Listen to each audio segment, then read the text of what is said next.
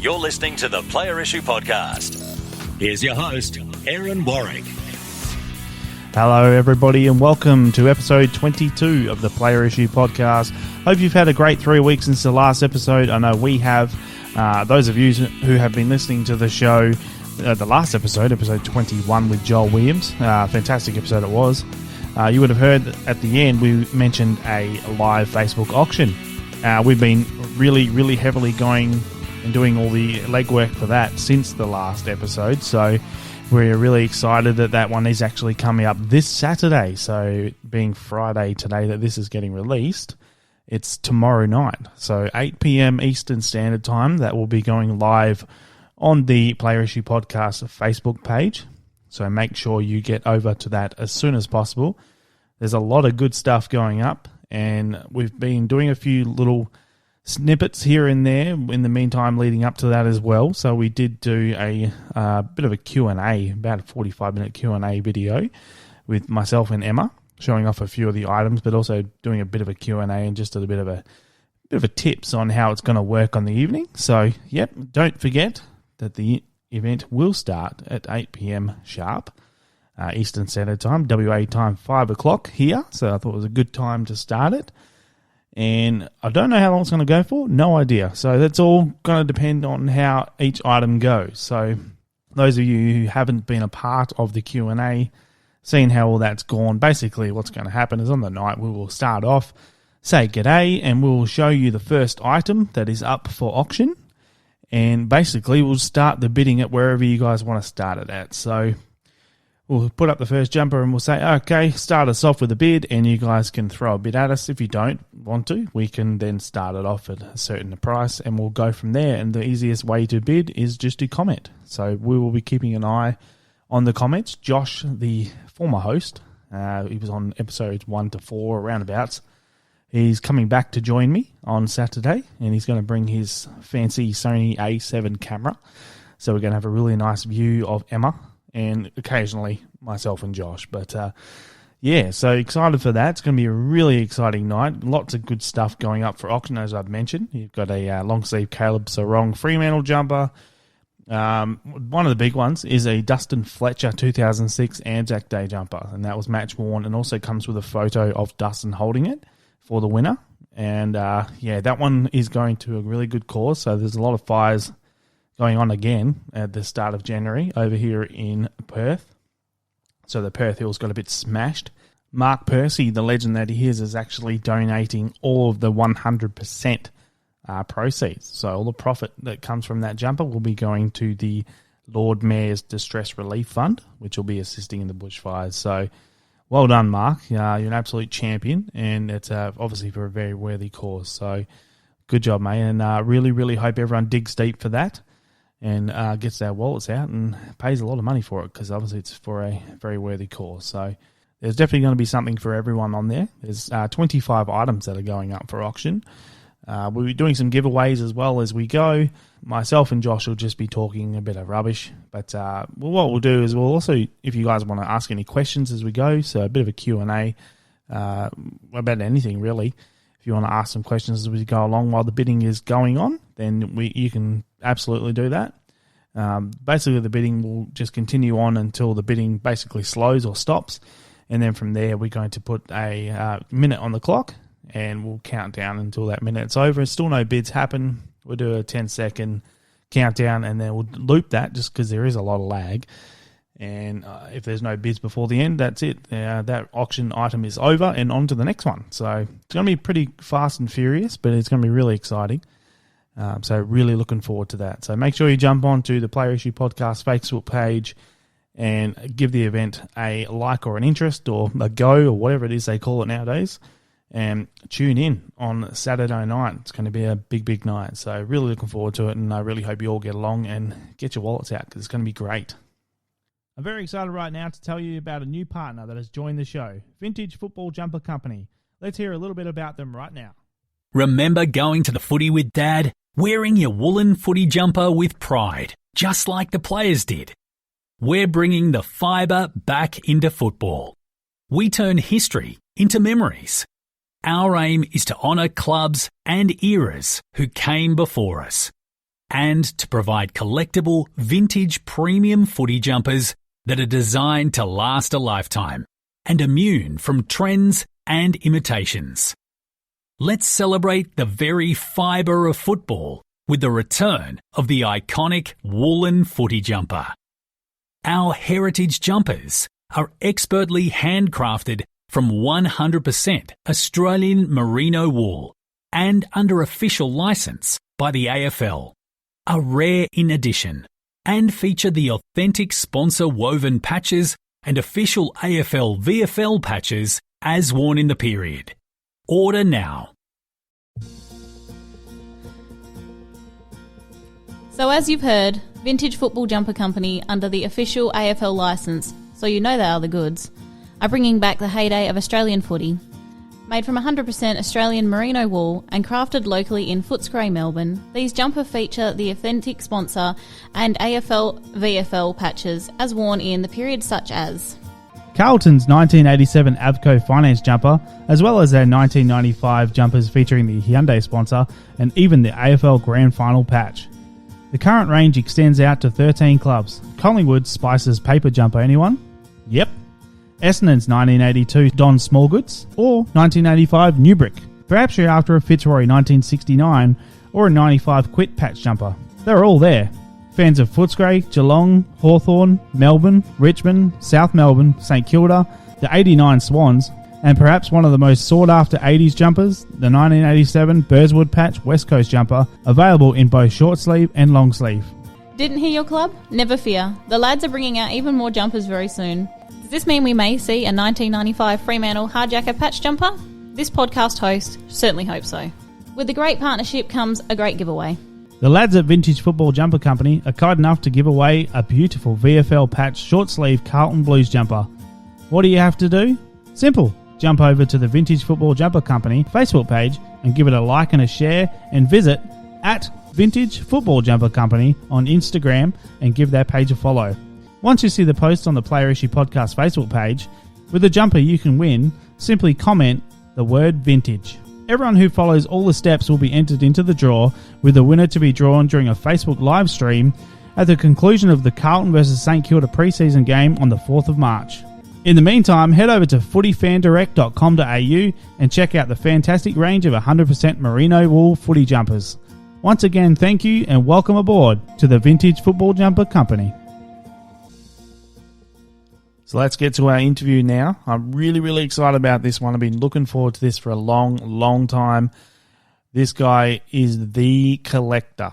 Obviously, football jumpers is what we talk, and yes, he is probably the collector of AFL football jumpers as well, but he's the collector when it comes to sporting memorabilia, and you're going to understand a lot more about what I mean very shortly. So about an hour and a half interview, and it's riveting stuff. It's really good. He did have a bit of problems with the audio to begin with.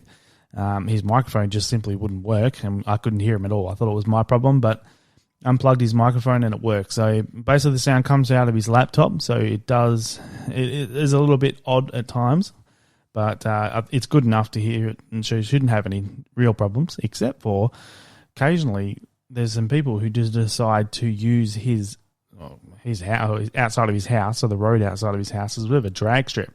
So there's a few loud cars that go past his window, so it does get a little bit loud at times. I did cut out a few actually, so it was a lot, but I did cut out quite a few of them, so it's not too bad. And there's a couple of trucks that are very loud as well, so you'll definitely hear it, but it shouldn't take away from the experience overall. It's not doesn't happen for the entire hour and a half, that's for sure. So, but no, really great interview. I'm absolutely stoked to finally have done it, and I can't wait to get him back again. So here we go. Here is our interview for today. Okay, I have with me today the King of Crowmania. Wrong bloke. Though I would say he probably is the King of Crowmania, if you ask me. I've been looking forward to this one for a long time. I had him at the very top of my list of the people I would like to interview when I first did the list for the podcast. So got him here today. I was hoping that over that time I'd have a lot more information or some stuff that I could research on him, but it's been tough. It's been difficult. He is a bit of a background collector, but in that it could very well help him. So I'm stoked to introduce Rob Lee. Rob, how are you, mate? Yes, good, thanks, Ed. How are you? I'm very good. I'm very excited, as I've mentioned, and I've probably said that in just about every episode we've done, I reckon, but everyone keeps telling me that, but I keep forgetting what I've even said in the last episode, so terrible memory. I'm a podcast host. I don't know how that works. All right, so before we get started, I was going back on a little bit on how we actually first ever interacted, because, to be honest, I can't remember how we even got started, and it was a while ago. Mind you, I believe it was probably even longer than what I can see. But the very first time we ever had a chat on Messenger, we were actually talking about a Brent Harvey jumper.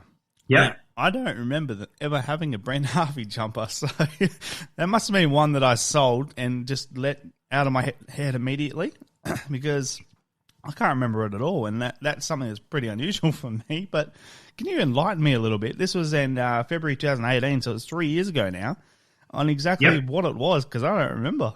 Yeah, I've still got it. It's the old grey and blue away. So I reckon it was 03-ish, Russell Athletic. Yep. Still in the collection. I managed to photo match it to most of the away games from that year. Nice. Which was cool.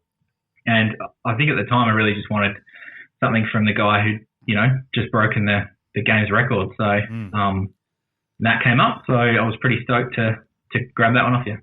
And now I actually do remember it, because I remember the material being quite weird, wasn't it?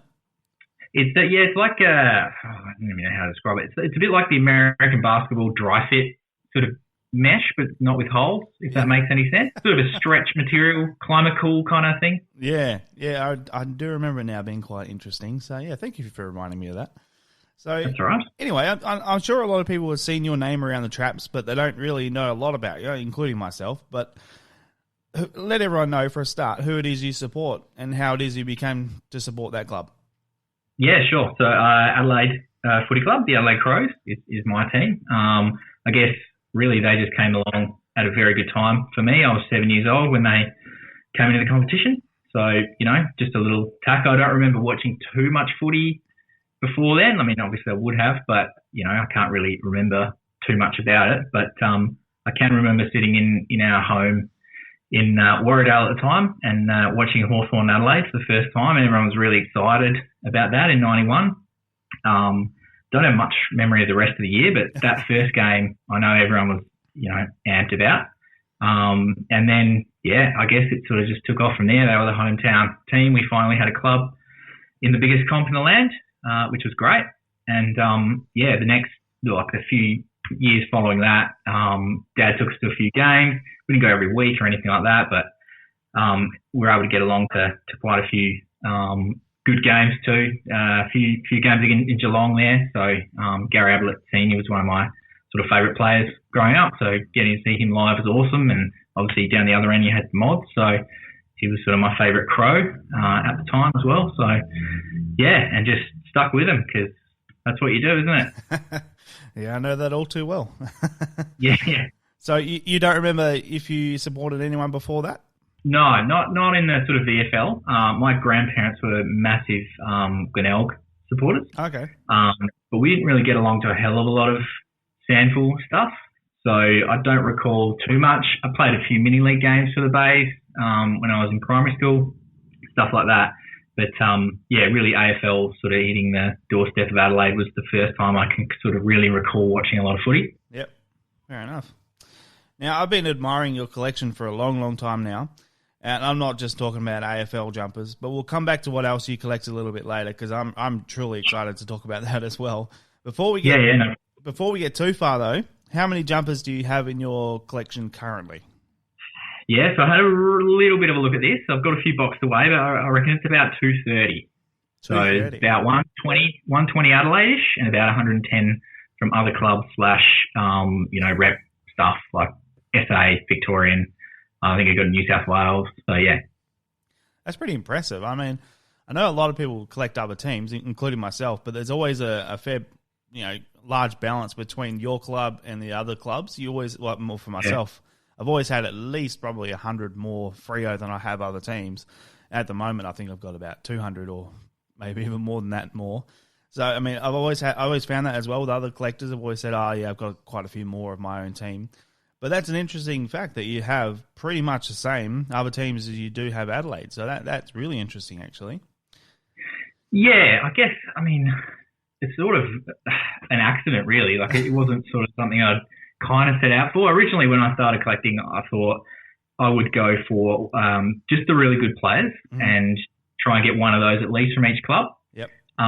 Because, I mean, without going too far down the future of the interview, that's how I approach basketball, which is my other collection. So just go for the All-Stars, that type of thing. And I thought it would be cool to have one of every club, and I sort of rounded that out at 20 because I had Fitzroy and Brisbane Lions as different clubs in terms of what I wanted. Yep. So, that was kind of the goal. And then probably what I pretty quickly realised was around the time I started, which was around 2009, 2010, some clubs were really accessible and other clubs weren't so much. So, you know, it took me a very long time to get Richmond because I was after Richo.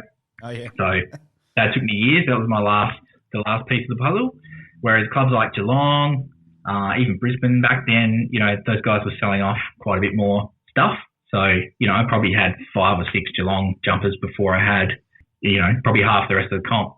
So that's kind of how I built up the 110. And then I was like, oh, well, I've got quite a few guys who won Brownlow, so maybe I'll chase that a little bit and, you know, think snowball and get out of hand a bit. But that's kind of how that worked. And then from the Adelaide side of things, I passed on so many things that I should have bought. But at the start, I was just thinking, you know, go after the gun players as well. And I wanted home stuff because around that time out away, I think we changed the logo to something that's horrible.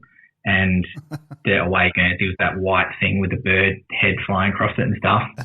And I didn't rate that at all. So I kind of started thinking, oh, I'll just go after the home stuff. But then again, I was like, oh, well, perhaps I should get one away. And that kind of went, oh, maybe I should get all the aways at least once. And, you know, then you find better players and that kind of snowballs as well. So then you end up with 230 jumps in your collection. Yeah, I know that feeling. I don't think I ever expected to have 350 jumpers in my collection at all. I think I started out just hoping to get maybe 5 or 10 of the top players, and that'll be happy. But that snowballs real quick. Exactly the same. Yeah. But you know, people sell them, and you're like, well, you know, a couple $100 or $500, I could have that. So you buy it. Now, in saying that, it sounds like you go over. Well, to a lot of listeners, they'd probably think, oh, you go for quantity over quality. However, I can tell you right now that I would say that's not the case at all. Now, I'm going to rattle off some of the jumpers just that I've seen on the Facebook pages at the moment that you have. And you mentioned you have a Brownlow collection. So this is going to blow some people's minds.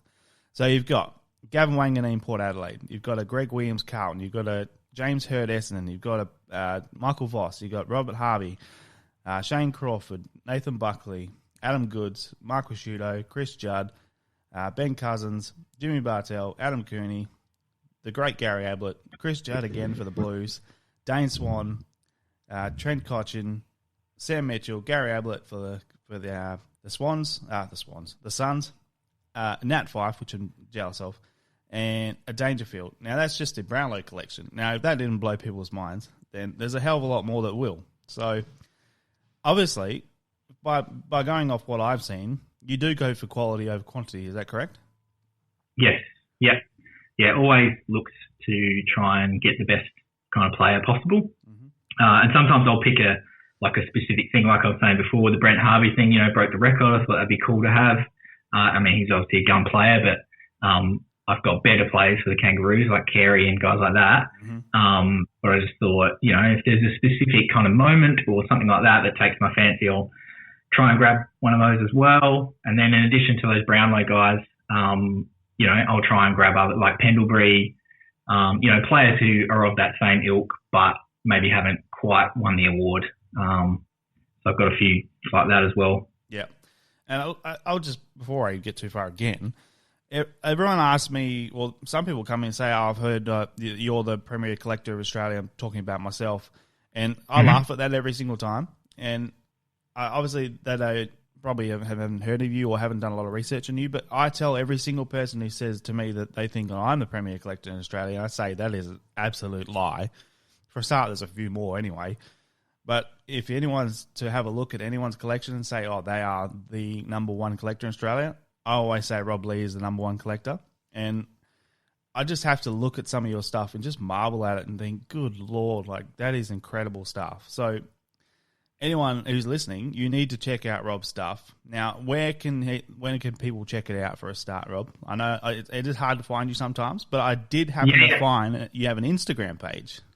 I do, yep. And I've literally, like, the last couple of weeks started a Facebook page too, which currently has nothing but a profile pic on it, but there'll be some stuff coming. So it's AFL match worn. So I think Insta I had to use the underscore in between, so AFL _ match worn. Yep.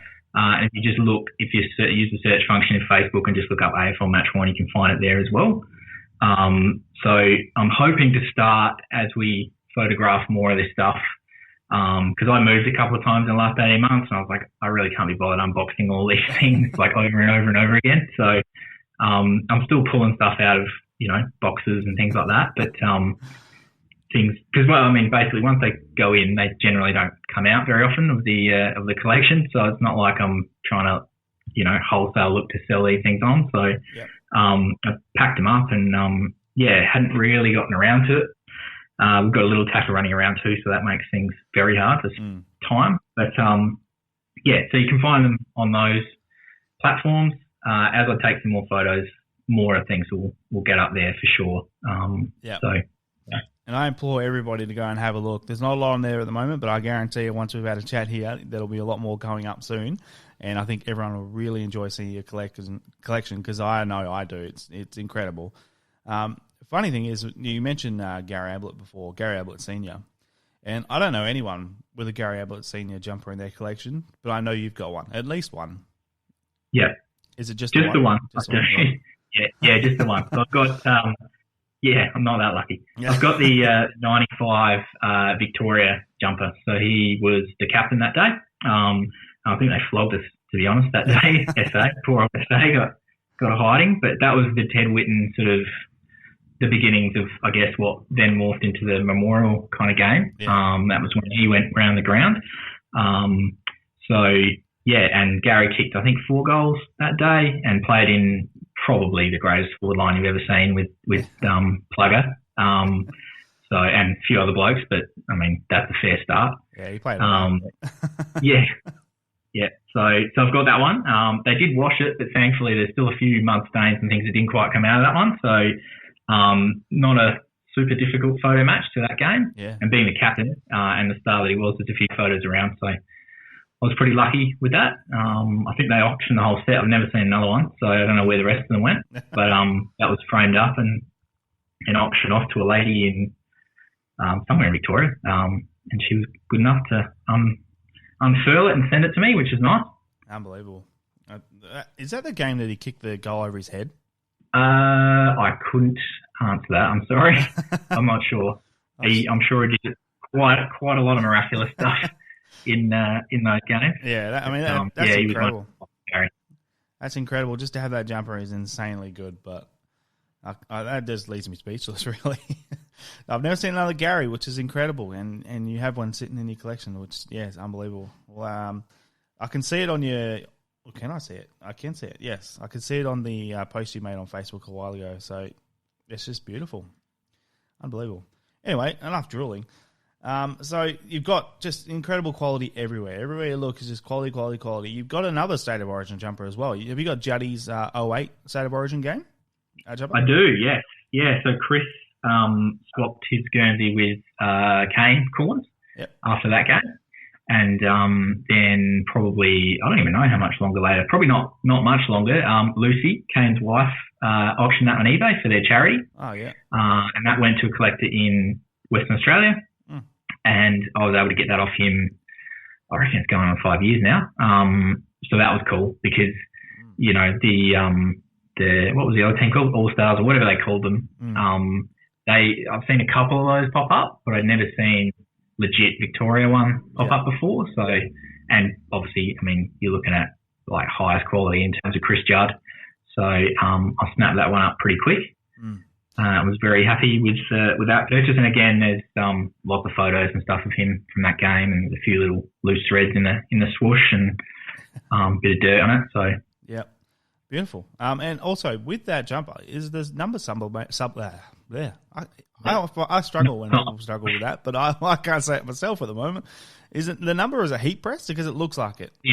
It's heat pressed, yeah. Okay. They were a bit weird. They're a bit small, so it's an odd sort of kind of look. But obviously, I mean, I guess they could have figured it and just kind of like run off, numbers 1 to 30 or something like that. And yeah.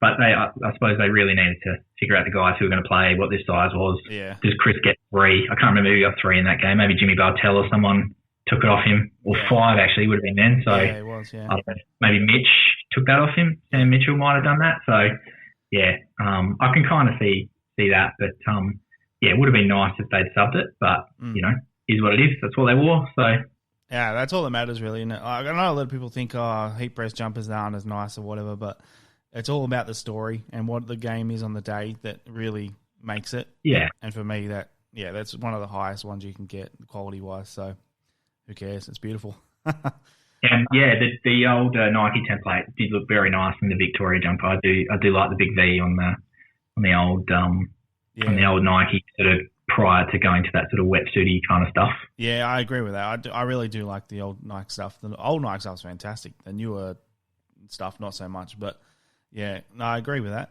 Now, I actually, to be honest, I don't really talk a lot about the individual jumpers people have in each podcast, but yours is so goddamn mind-blowing that I just keep seeing stuff that I want to talk about. So this is more a podcast for me. Whatever you want to know. It's a podcast for me. Everyone else is just the pawns. They're listening in the background. So you've got some Carey jumpers. Now, yep. I'll just rattle off a couple. So you've got a long sleeve trainer, which is beautiful. Then you've got a number 40 Wayne Carey. Now, everyone's going to look and just think, hang on, looking at the partners right now saying, he never wore number 40. What's going on? Tell us the story. Why was there a number 40 Wayne Carey? He absolutely did wear number 40. He wore number 40 twice, actually. He wore number 40 at the start of his career. That was his first number in his first season. I think he played 2 games or something that year. It was like 1990 or 1989. But the reason I have a number 40 is the 99 pre-season. And Mazda came on board as their principal sponsor. And Mazda was celebrating 40 years of sales in Australia. So I guess they lobbied the AFL and asked if Wayne could wear 40. And they said, yeah. So he wore it in the preseason. I reckon they might have got knocked out first round or second round. They definitely didn't go that far that year. So he got a couple of wears. And that one came directly from Wayne in a pack of a few of them. Wow. So I don't know. I doubt there would be another one around. He probably would have switched to 18 if he got blood on it or something. But yeah, that's how that one came about. And the actual sponsor stuff on that one, that was so late, I guess, that decision that the sponsors are stitched on. So they must have subbed the jumpers and then thought, we need to get smoke free and Mazda on here. So we'll do patches. And then they subbed the regular season one for him. Yeah, okay. Yeah, I could see the Mazda patch on the front stitched on. Looks rather interesting, but I do love that bounding kangaroo jumper they used. That was gorgeous. I think it's probably one of their best designs, actually. They did, yeah. North had some really good stuff, particularly in that Nike era. They fit that template really well. Now, another one you have of King Carey just happens to be his grand final jumper. Is that from 98? 98, Sorry, yeah. Yeah, 98, yep. Yep. Unbelievable. Tell us the story, because I've seen this jumper for a few years now, and I didn't really know much about it except that I was very jealous of it. Tell us the story about it. Yeah, sure. So that came from Duck as well. So a few years ago, he was getting rid of a whole bunch of stuff on eBay. So that's where the majority of that collection came from. Really? That's insane. So he did it through his girlfriend at the time. And I kind of got chatting to her, and she was cool. And I guess at the start, they were kind of a little bit cautious. I think they thought I was going to try and resell all their stuff. But thankfully, I bought the number 40 maybe a year before then. And I said, no, I still had that one. And I'd love to have a chat about this one and what else have you got? So that's where the trainer came in. There was a couple of Crows ones. There was the SA one, which is beauty.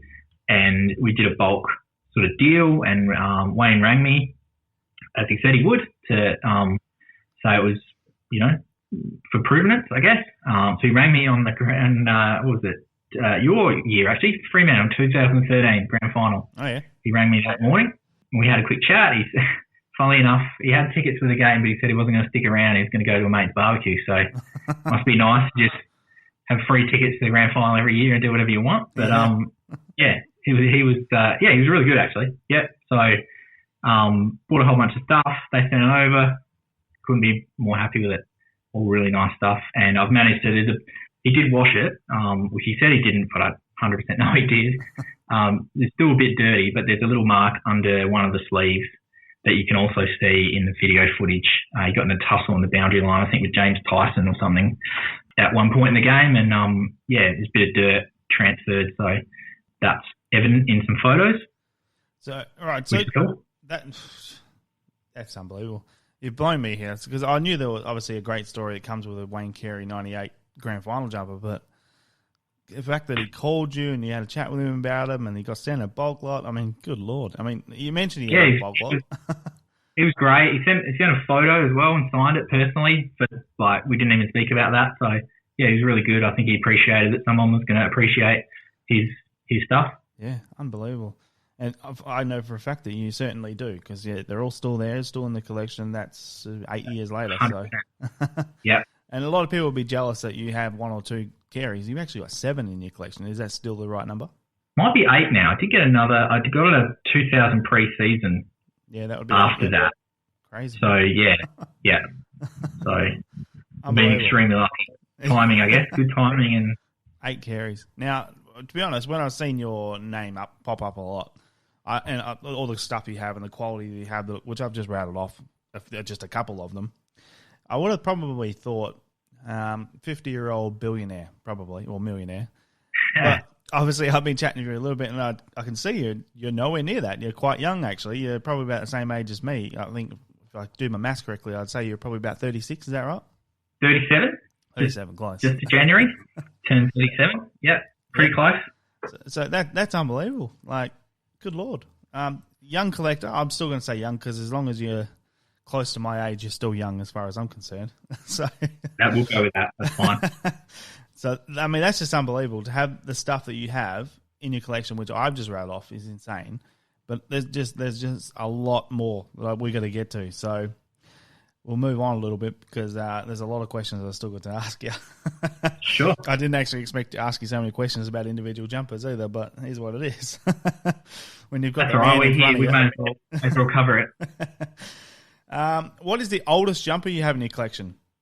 Ooh, good question.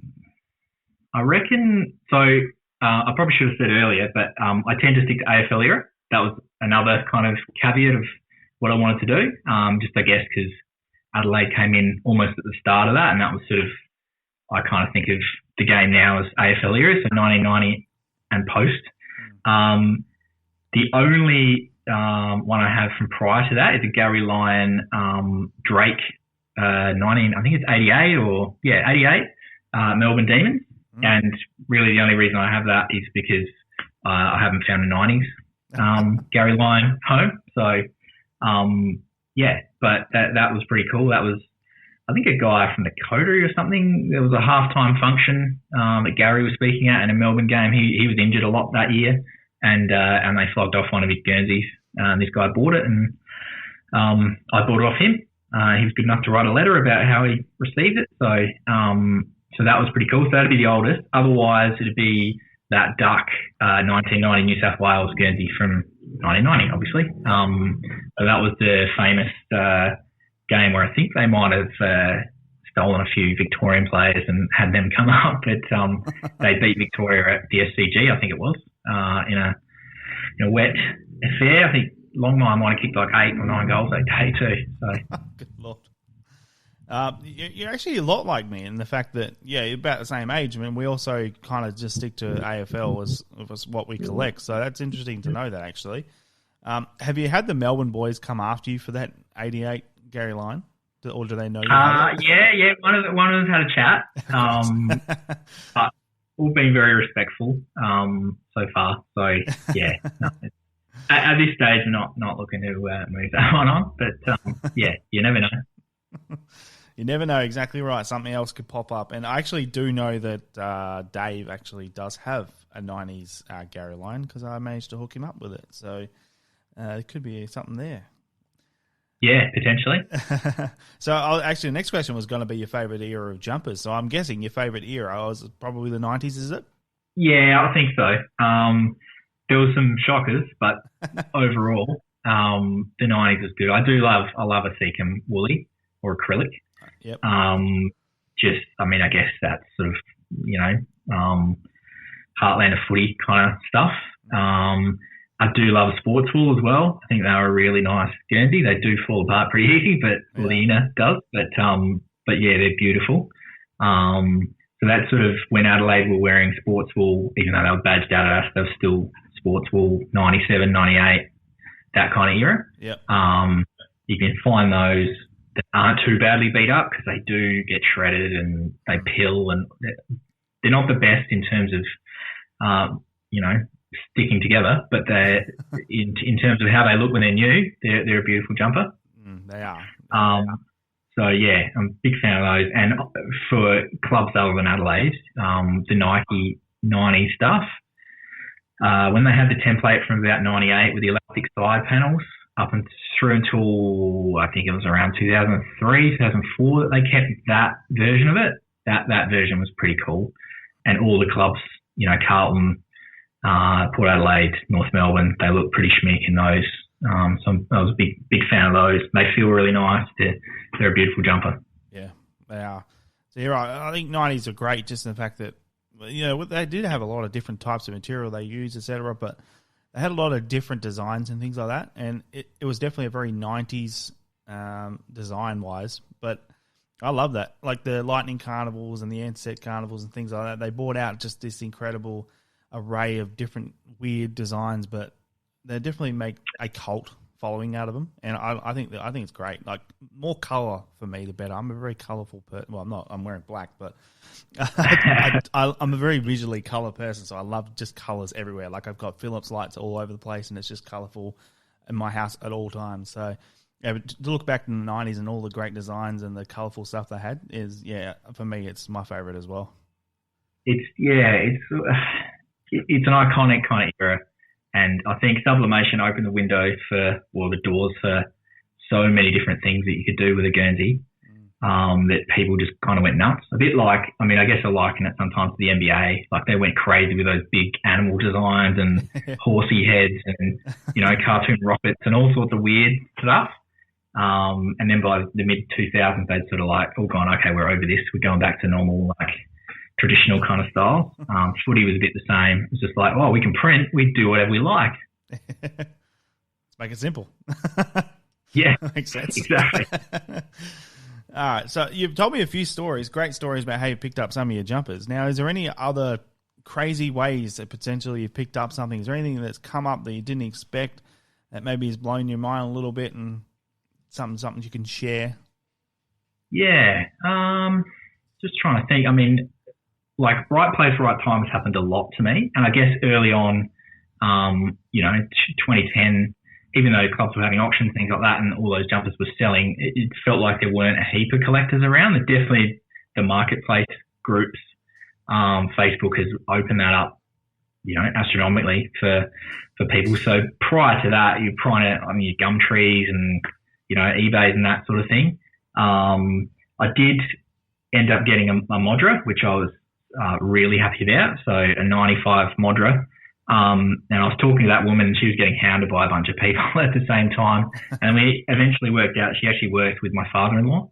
So that just worked out a massive fluke, and I was able to get him to just give her some cash, and she was cool with it. I gave her more than she was asking. She was asking for $150 for that. Wow. Which is ridiculous. Yeah. And I just said, I'll give you 500. And she was like, yeah, done. Take it. And so that happened. That's probably as, weird as it's kind of gotten. I can't really think of anything else where stuff's just happened. Certainly, I know from listening to the other boys where they've sort of given cards to parents or kids or whatever and found things at the footy. I'd love to maybe do that. I haven't found anything yet myself in that respect, but I'm sure there'd be someone walking around one day with probably, like Darren Jarman's 98 jumper or something like that, and I'll chat to them. So yeah, it hasn't got too weird or wacky yet, but now now that there's such a large following for this hobby, you're kind of having to work outside the box a bit to try and beat people to the punch. So it's funny. We'll see what happens. It's funny, the actual quality that you have. I would think that you would probably have approached people and either beat them up for their jumpers or offer them an extraordinary amount of money, because sometimes you don't know where these jumpers come from. But that's incredible that you've been able to do it just all your own way without having to approach people out in the field or do the hardcore mob and watch people on TV and then direct them to those jumpers. It's definitely an operation. We're getting there, it's going to be one of those things where I think that's where it's headed, and you're going to have to get in quick or miss out. So yeah, you're not wrong. So I haven't asked, how long have you been collecting for? AFL jumpers, that is. So I started back end of 2009 for footy. Yep. So I'd sort of bought my house in 2009. I have upgraded my car. We'll get to one of the other things later, but got my Grail basketball piece. Yep. And I was like, all right, well, I'd sort of seen that Adelaide had been auctioning some stuff off around the mid-2000s. I wasn't really prepared at that time to do it. I was still heavily chasing my basketball stuff. So got to end of 2009. I was like, all right, it'd be cool if I was able to get an Ablett and a Swan and a Judd and have a bit of a look around, and then maybe some of the other guys from, past kind of heroes. It'd be awesome if I could get a Carey or something like that.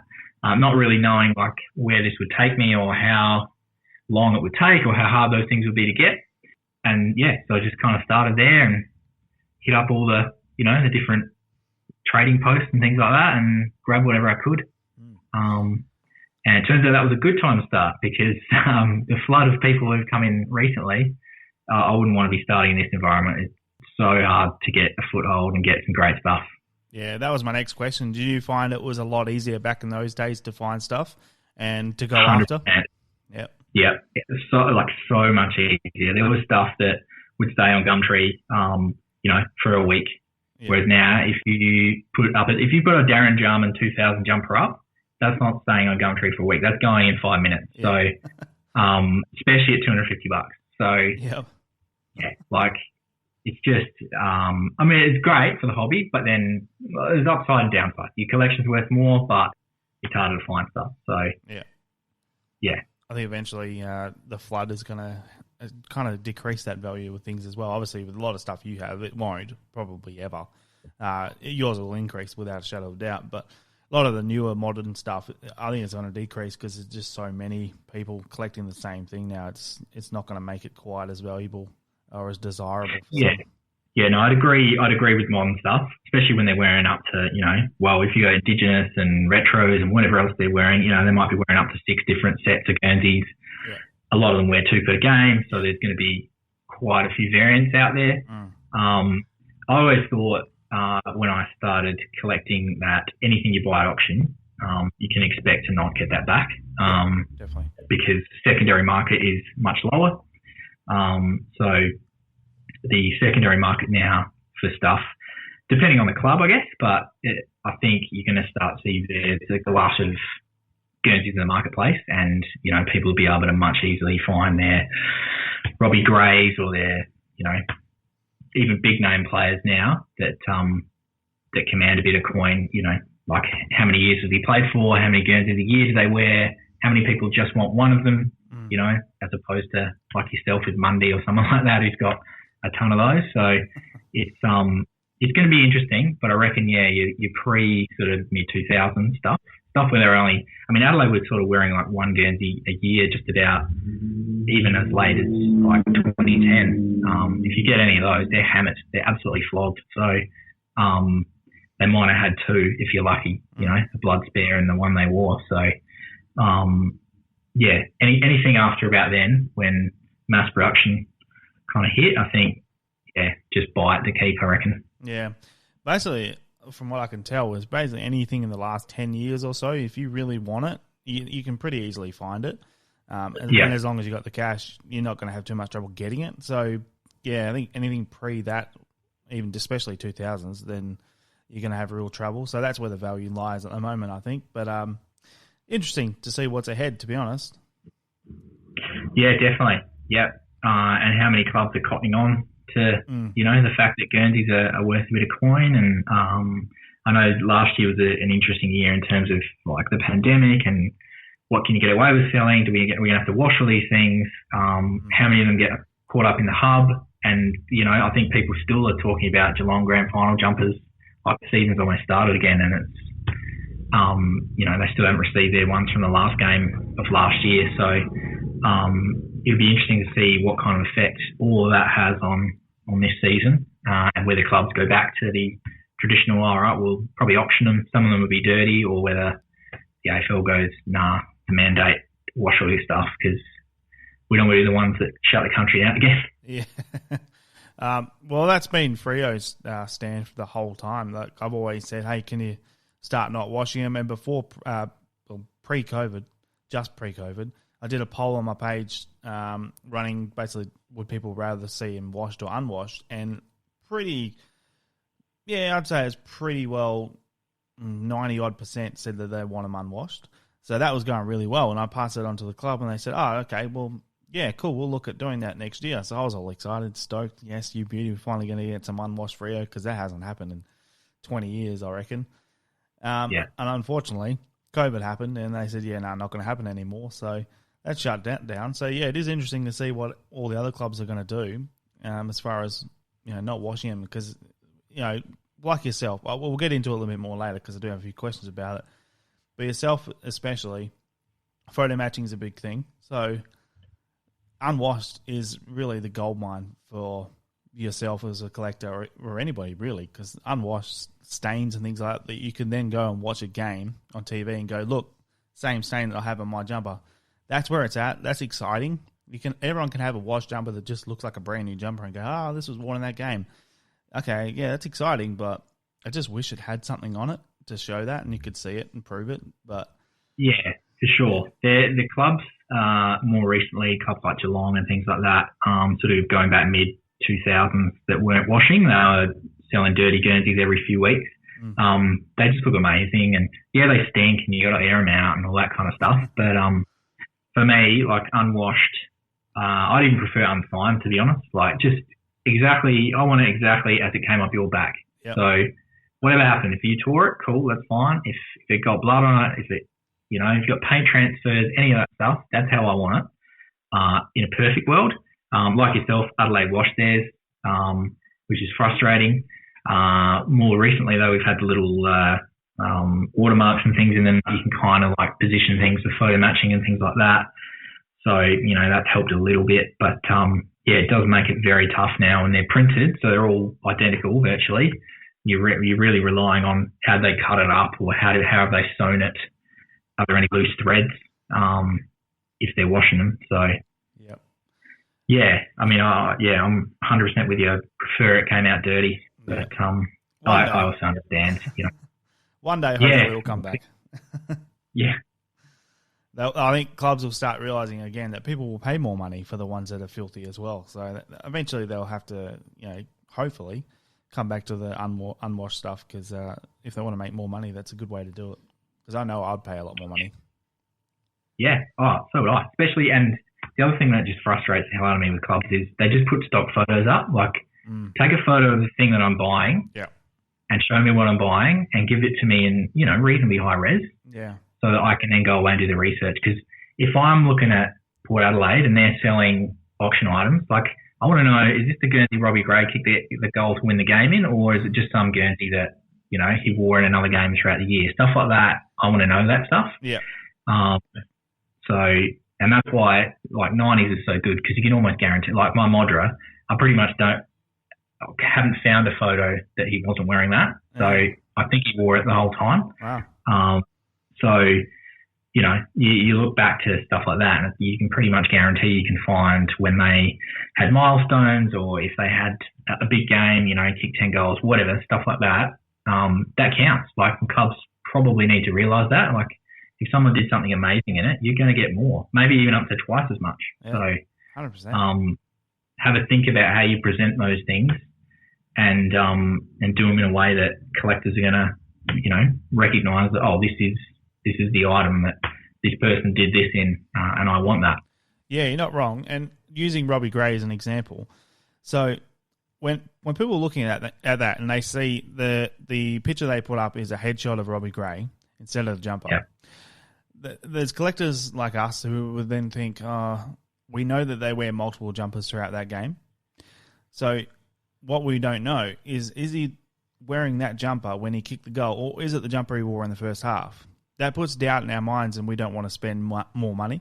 So potentially they're kicking themselves in the foot because they're not getting, or kicking themselves in the ass, because they're not getting anywhere near as much money potentially as they could, because our collectors like ourselves are like, not sure if I want to spend a crazy amount of money on potentially what was worn in the first half and not in the second half. Now, the only way to prove that is either, really the only way to prove that is by photo matching it as you do. So, it is difficult, and I think clubs just have to work that out. And I think a lot of times they just are a little bit lazy and they just don't want to take the time to do that. Hopefully that changes. Hopefully they do. Everyone starts to figure that out, that the way it's going to work in future is collectors are going to spend money, and the best way to do that is to give them every single bit of information about that jumper that we have, and to then maximise their value. Absolutely, for sure, because I think there's a untapped revenue stream there for them that, you only have to look at sort of what happened with the Port Adelaide sale and stuff. They misread the situation with that, and they just looked at numbers. They put in all sorts of prototypes and all sorts of things, and really, had they gone through and figured out, like, these are the match worn sets and this is when they're worn, you can charge a fortune for those. Like, guys will be jumping over themselves to get a hold of those. Yeah. And if you look at the American model, I don't know if you're familiar with May Gray, but they've taken over NBA auctions. They do hockey, they do football over there. And they're all serial numbered and everything like that, but they'll tell you when they wore it, they'll tell you which half they wore it in. You make an informed decision then based on what you want to do. But they really probably need to spend a little bit more time, especially the clubs that are getting huge money. Like West Coast could make bank, really. Like, they can make whatever they want. And they used to. Like, I bought a Nick Nui in 2012, and I got to watch the game that was going to be worn in, which is really cool. Like, for a neutral watching West Coast and Collingwood, where I probably wouldn't have cared otherwise, I was watching a game where my Guernsey is being worn. And then, a few weeks later, I get that dirty Guernsey unwashed in the mail. And he just so happened to have an amazing game that day. But you can offer fans that sort of stuff as well. Like, if you want to buy 10 Robbie Grays for your club, and then you just go, all right, well, we know this one's being worn this round, and you flog them off and you make a heap of money. So, absolutely. I don't know. They probably just haven't fully figured that stuff out yet, and they need to maybe have a think about it, because there's revenue there to be made.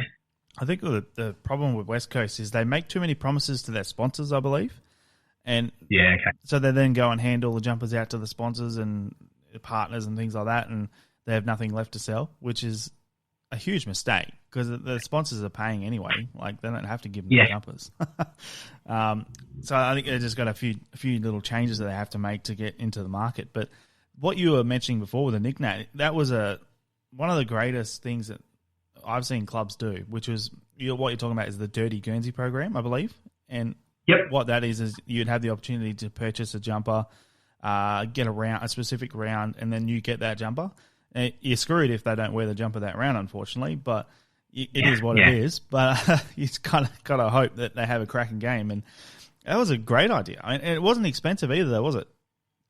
No, I think, what did I pay? Like $480, and I think if you paid $680, you got it framed. Wow. So, if you think, 2012, okay, that's probably up there in terms of pricing, but Adelaide did the same thing in 2000, I guess capitalising on the premiership kind of success of 97, 98. They sold off, up to 12 jumpers of different players, gave the players a cut, and they were similarly priced, about $500 for a really good player, down to $300 for, middle of the road. But yeah, it just makes it a bit more exciting. Like, you can watch a game either as a fan or as a neutral if you're a collector, and it's really good. And if that player has a great game like Nick Nat, I was riding every bump. I reckon he kicked point of the year that night too. He took one out of the middle, and I thought, here we go. And he kicked a point, and he dropped a mark too, where he jumped over, I can't remember who it was, someone from Collingwood, but he almost took mark of the year as well. So like it makes it more exciting. Definitely. And they get their money throughout the year as well, you know. And they're probably paying $100 a jumper, so they just made 500% on that. Yeah, and it's funny with a little bit of inflation, or just the fact that there's a lot of people out there who would do it. West Coast fans, Port Adelaide fans, Hawks probably, definitely Richmond. They could probably charge $1,000 each, and they'll probably sell them without any for a problems. gun. Absolutely. Yeah. For even Dusty, I reckon someone would pay $1,500 for a Dusty. Yeah. Like I'd probably pay $1,500 if I could go. I'm going to nail down this game. Yeah. Because I don't have one yet. So, you know, like there's a market there for that. And yeah, West Coast have a lot of good players still that they can do. So, you know, teams like Hawthorn with large supporter bases, you got guys chasing specific players. They absolutely could make quite a bit of cash doing that. And it's something that's a bit different and good for the fans. Yeah, it just sounds like fun. Like it sounds like great fun and enjoyable to get into. So yeah, hopefully they bring that back. That sounds great.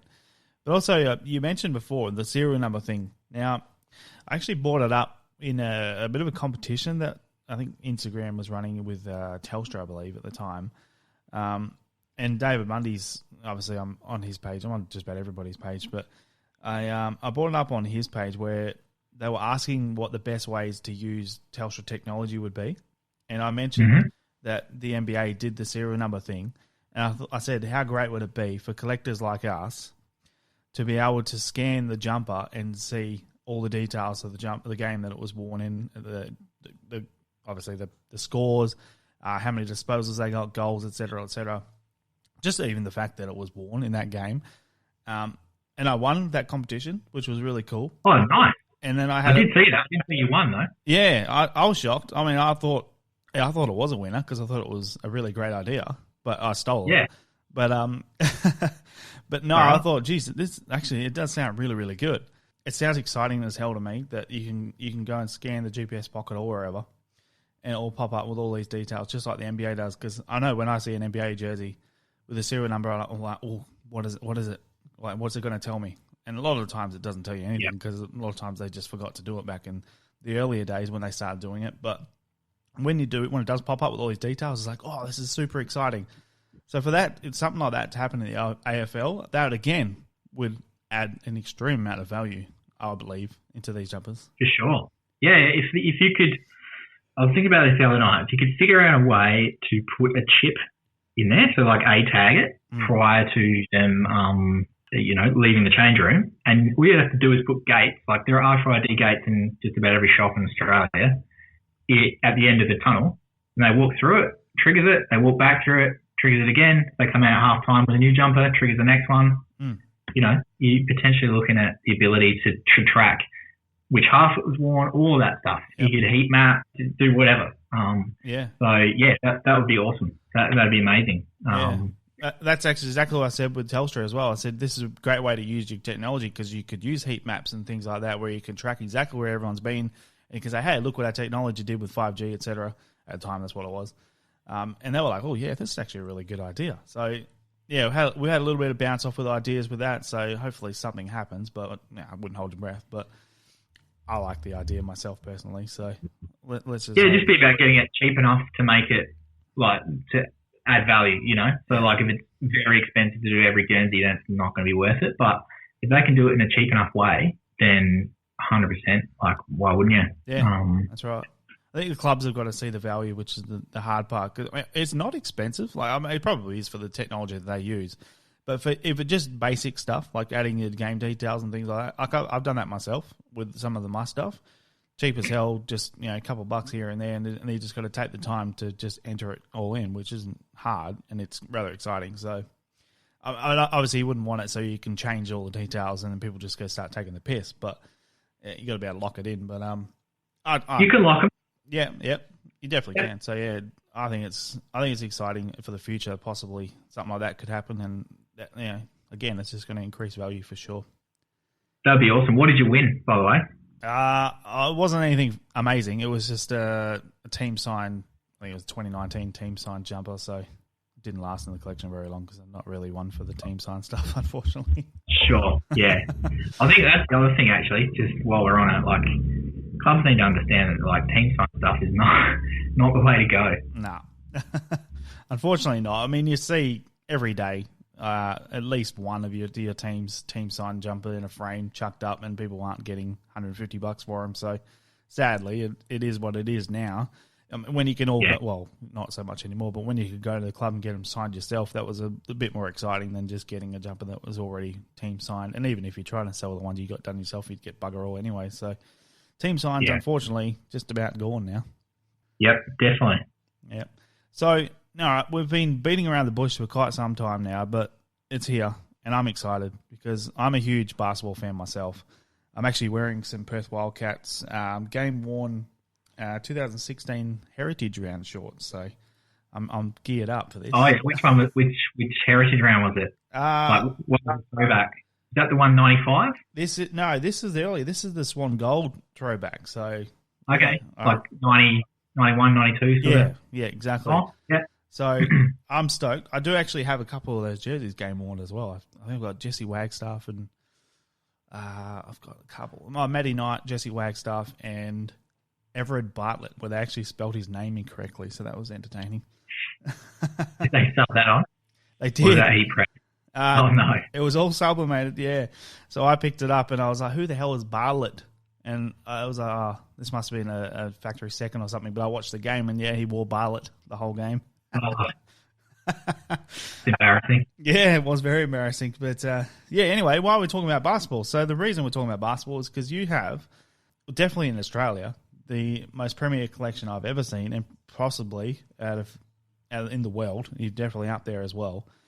I'm just going to rattle off some of this stuff. Now, I went through and I think it was Game Worn Basketball Jerseys page, I think, on Facebook, and I just typed in their name, just saw what come up, and I was just blown away. I screenshotted all of these jerseys because even just looking at them, I want to cry because they're amazing. So I'm just going to rattle off what you have in your collection. Now, you've got a Ray Allen from Celtics. You've got a Glenn Rice from the Charlotte Hornets, a Steve Nash from the Phoenix Suns, a Kyrie Irving, Chris Paul, Tim Duncan, Kevin Durant, Kevin Garnett, Karl Malone, Derek Coleman, Dominic Wilkins, Jason Kidd, Sean Kemp, Chris Mullen, Dwayne Wade, Brandon Roy, Dirk Nowitzki, Kevin Garnett again, Larry Bird, Patty Mills, Vince Carter, Charles Barkley, Kevin Johnson, Vin Baker. I don't know why, but I was always a fan of Vin Baker back in the day. He was a good player. Yeah. Went bankrupt. Now I think he runs a Starbucks or something. Oh, really? Yeah. Now, some of the bigger stuff. Patrick Ewing, Shaquille O'Neal, Penny Hardaway, and then you get into LeBron James and the big one, Michael Jordan. Now, anyone who hears that thinks, oh, this is a pretty cool collection. These are all game-worn jerseys, people. And it's not like here in Australia where you can pick these up for $300-400 occasionally. Maybe some you may have got lucky, but this is not cheap stuff. Now, when did you start collecting basketball jerseys, and how the hell have you been able to afford one or two of these pieces? You got a Kobe Bryant as well. Let's just throw that in there. No problems. Yeah. So basketball was first cab off the rank. I guess unlike footy, which is more of a team thing for me, basketball is just a general love. So I started collecting game used basketball stuff around 2002, 2003. And at that point, it was just little stuff here and there. The beauty of basketball back then is a lot of the auction sites are running, Great Flannel, Leyland's, Heritage. They weren't really doing a lot of work into photo matching things at that time. So you could get, and none of it was anyone else, to be honest. So you could get some stuff at that point for a reasonable price and then go home and photo match it yourself. So I did that quite a bit, and that's how I built that collection basically. Almost everything in there is something that I've either photo matched myself or I purchased something, photo matched it, and turned it around for a trade for one of those items. So the Jordan, for instance, and that was the piece I alluded to earlier in 2009, that was just on eBay. That dude had it on eBay. Without getting too jersey nerd on you, it's a shell of an 86-87 jersey. Yep. So 86-87 being the first season that SanNet, or at that point McGregor Sports, took over the contract for the entire NBA. And that didn't get used.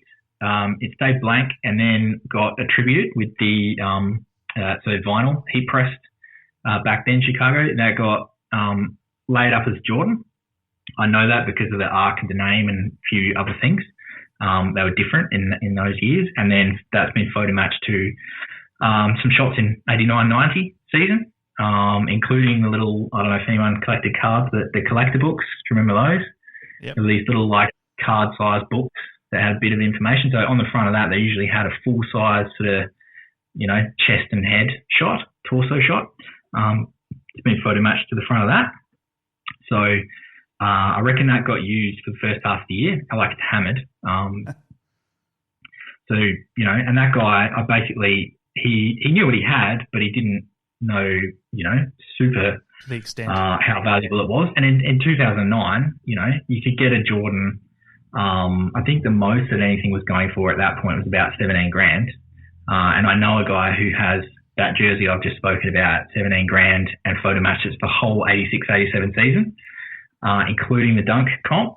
Oh, wow. And that'd be worth $500K now, easy. Jeez. No worries at all. He would sell that tomorrow for probably $600. Wow. So yeah, people just didn't know. This didn't come with a letter or anything like that. So that's how I was able to get that. I think I got that for like $6,000. So expensive, but since the Last Dance, you can't get a Jordan for less than $300K. So that's how that sort of thing came about. Guys like Kobe and LeBron, I got those through. I think the Kobe came through like a guy in LA who had a team contact, and he said, "Oh, here's this thing. Like you've been looking for a Kobe for ages, and I've been at him for probably 2 years." So I think I paid about $8 for that, but I ended up photo matching it to all the games that he wore. So in 2012, in the All-Star game, Dwayne Wade broke his nose. I don't know if you remember that. And he ended up wearing this like Phantom of the Opera kind of black mask, which ended up getting banned because they said they couldn't see his eyes. Oh, wow. I didn't know that. And I think he sold that. He sold that carbon fiber mask for about $70,000, auctioned it after that. So he wore that, and then he wore like just a normal Perspex one, and then, so I think 8 games or something that one's been used in. Yeah. But again, just through a team contact, it wasn't anything sort of major. It didn't go up as photo match. So a photo match Kobe now, obviously after the tragedy of last year, you'd be looking at $40,000, $50,000 for something like that. Yeah. LeBron came through Magro. They wanted 15 for that, but I ended up trading that down. So I bought like I think it was a Patrick Ewing 96-97 shirt. And I think I paid like $1,000 for that, but ended up getting about $8,000 in value. So I bumped off the price, and so like in terms of the expense of what they are now, there's zero chance I can afford any of those things. But at the times when I got them, I was able to do some deals and figure some stuff out. And as long as you're happy to do the photo matching yourself, there definitely was still some steals to be had out in the market. Much less so now. There's photo matching companies now. They just scour everything and basically buy up just about everything. Yep. And they charge you a fortune if you want to send something to them. Some of them charge on the basis of how much did you pay for the item, how much it's going to be worth now, and then, they'll want to take a cut of that. So, yeah, the landscape's changed a lot from when I got all the things that you mentioned before, but definitely in the late 2000s, you could get some cool stuff for, saleable price. Like it's not cheap, but not gonna, break your bank either. So yeah, I was lucky. Well, that Jordan you mentioned, you pay $6,000 for. I think if you put that up for auction today, you'd get $300,000 without sneezing, I reckon. Yeah, easily. That's insane. You can buy a house with that jersey. But here's the $1 million, the $300,000 question: would you ever do it? Look, I've thought about that a lot. Like, at what point would it get to where I just go, you know what, like I can pay my house off? So yeah, I mean that's kind of rattled around the back of my head. I guess there's a very good chance that if someone really wants it that badly, and there are people out there that would spend serious amount of cash. If someone walked up to you and said, "Look, man, I just really, really want this, and I know what it is, and I know what it's worth, but I'm willing to give you $1 million for it," would that then tip you over the edge and go, oh shit, you know what? It's time Yeah, to do it. it'd be hard to say no to 7 figures, given that I could probably then go and spend 300 on another one. Yeah, well, and not still wrong. get one. So, but yeah, I mean, the market is nuts at the minute for US sports, basketball stuff. I can only imagine what a Brady would cost you now after yesterday. So, if you're looking in that sort of like greatest of all time territory, the guys now, and if you've got something like that in your closet, then you want to make some cash. There is cash to be made because people are just falling over themselves to spend huge dollars. The fact that I said $1 million is not that unfathomable either, because one will reach it soon. Yeah, it's very possible that someone will want it that badly and be rich enough to just go, you know what, if I throw a stupid amount of money at him, he'll take it. So it's not that unusual that someone would actually offer $1 million for something like that. No, I haven't had it yet, but I've had some serious offers. Yep. Even years ago, prior to the leap, I've had offers over 100,000 for it, and that was at a time when, 70 would get you a Nike one, which Nike 97, 98 is probably, because he wore so many of those, it's the least desirable of the Bulls ones. Right. Whereas the Sand Net, like the first career Jordan stuff, prior to the first retirement, you're looking at mega dollars because there just aren't many around. But it's possible, and it would be extremely hard to turn that back, given what you could do with that money. Yeah. I mean, I say I'll envy you because having that stuff in your collection would be unbelievable, but then it'd be really hard not to give it all up when people are offering serious cash at you as well. So don't envy the fact that you have that possibility of having to get rid of them as well. So that's a tough spot a little bit. Yeah, well, hey, look, it could be a lot worse. Could not have them.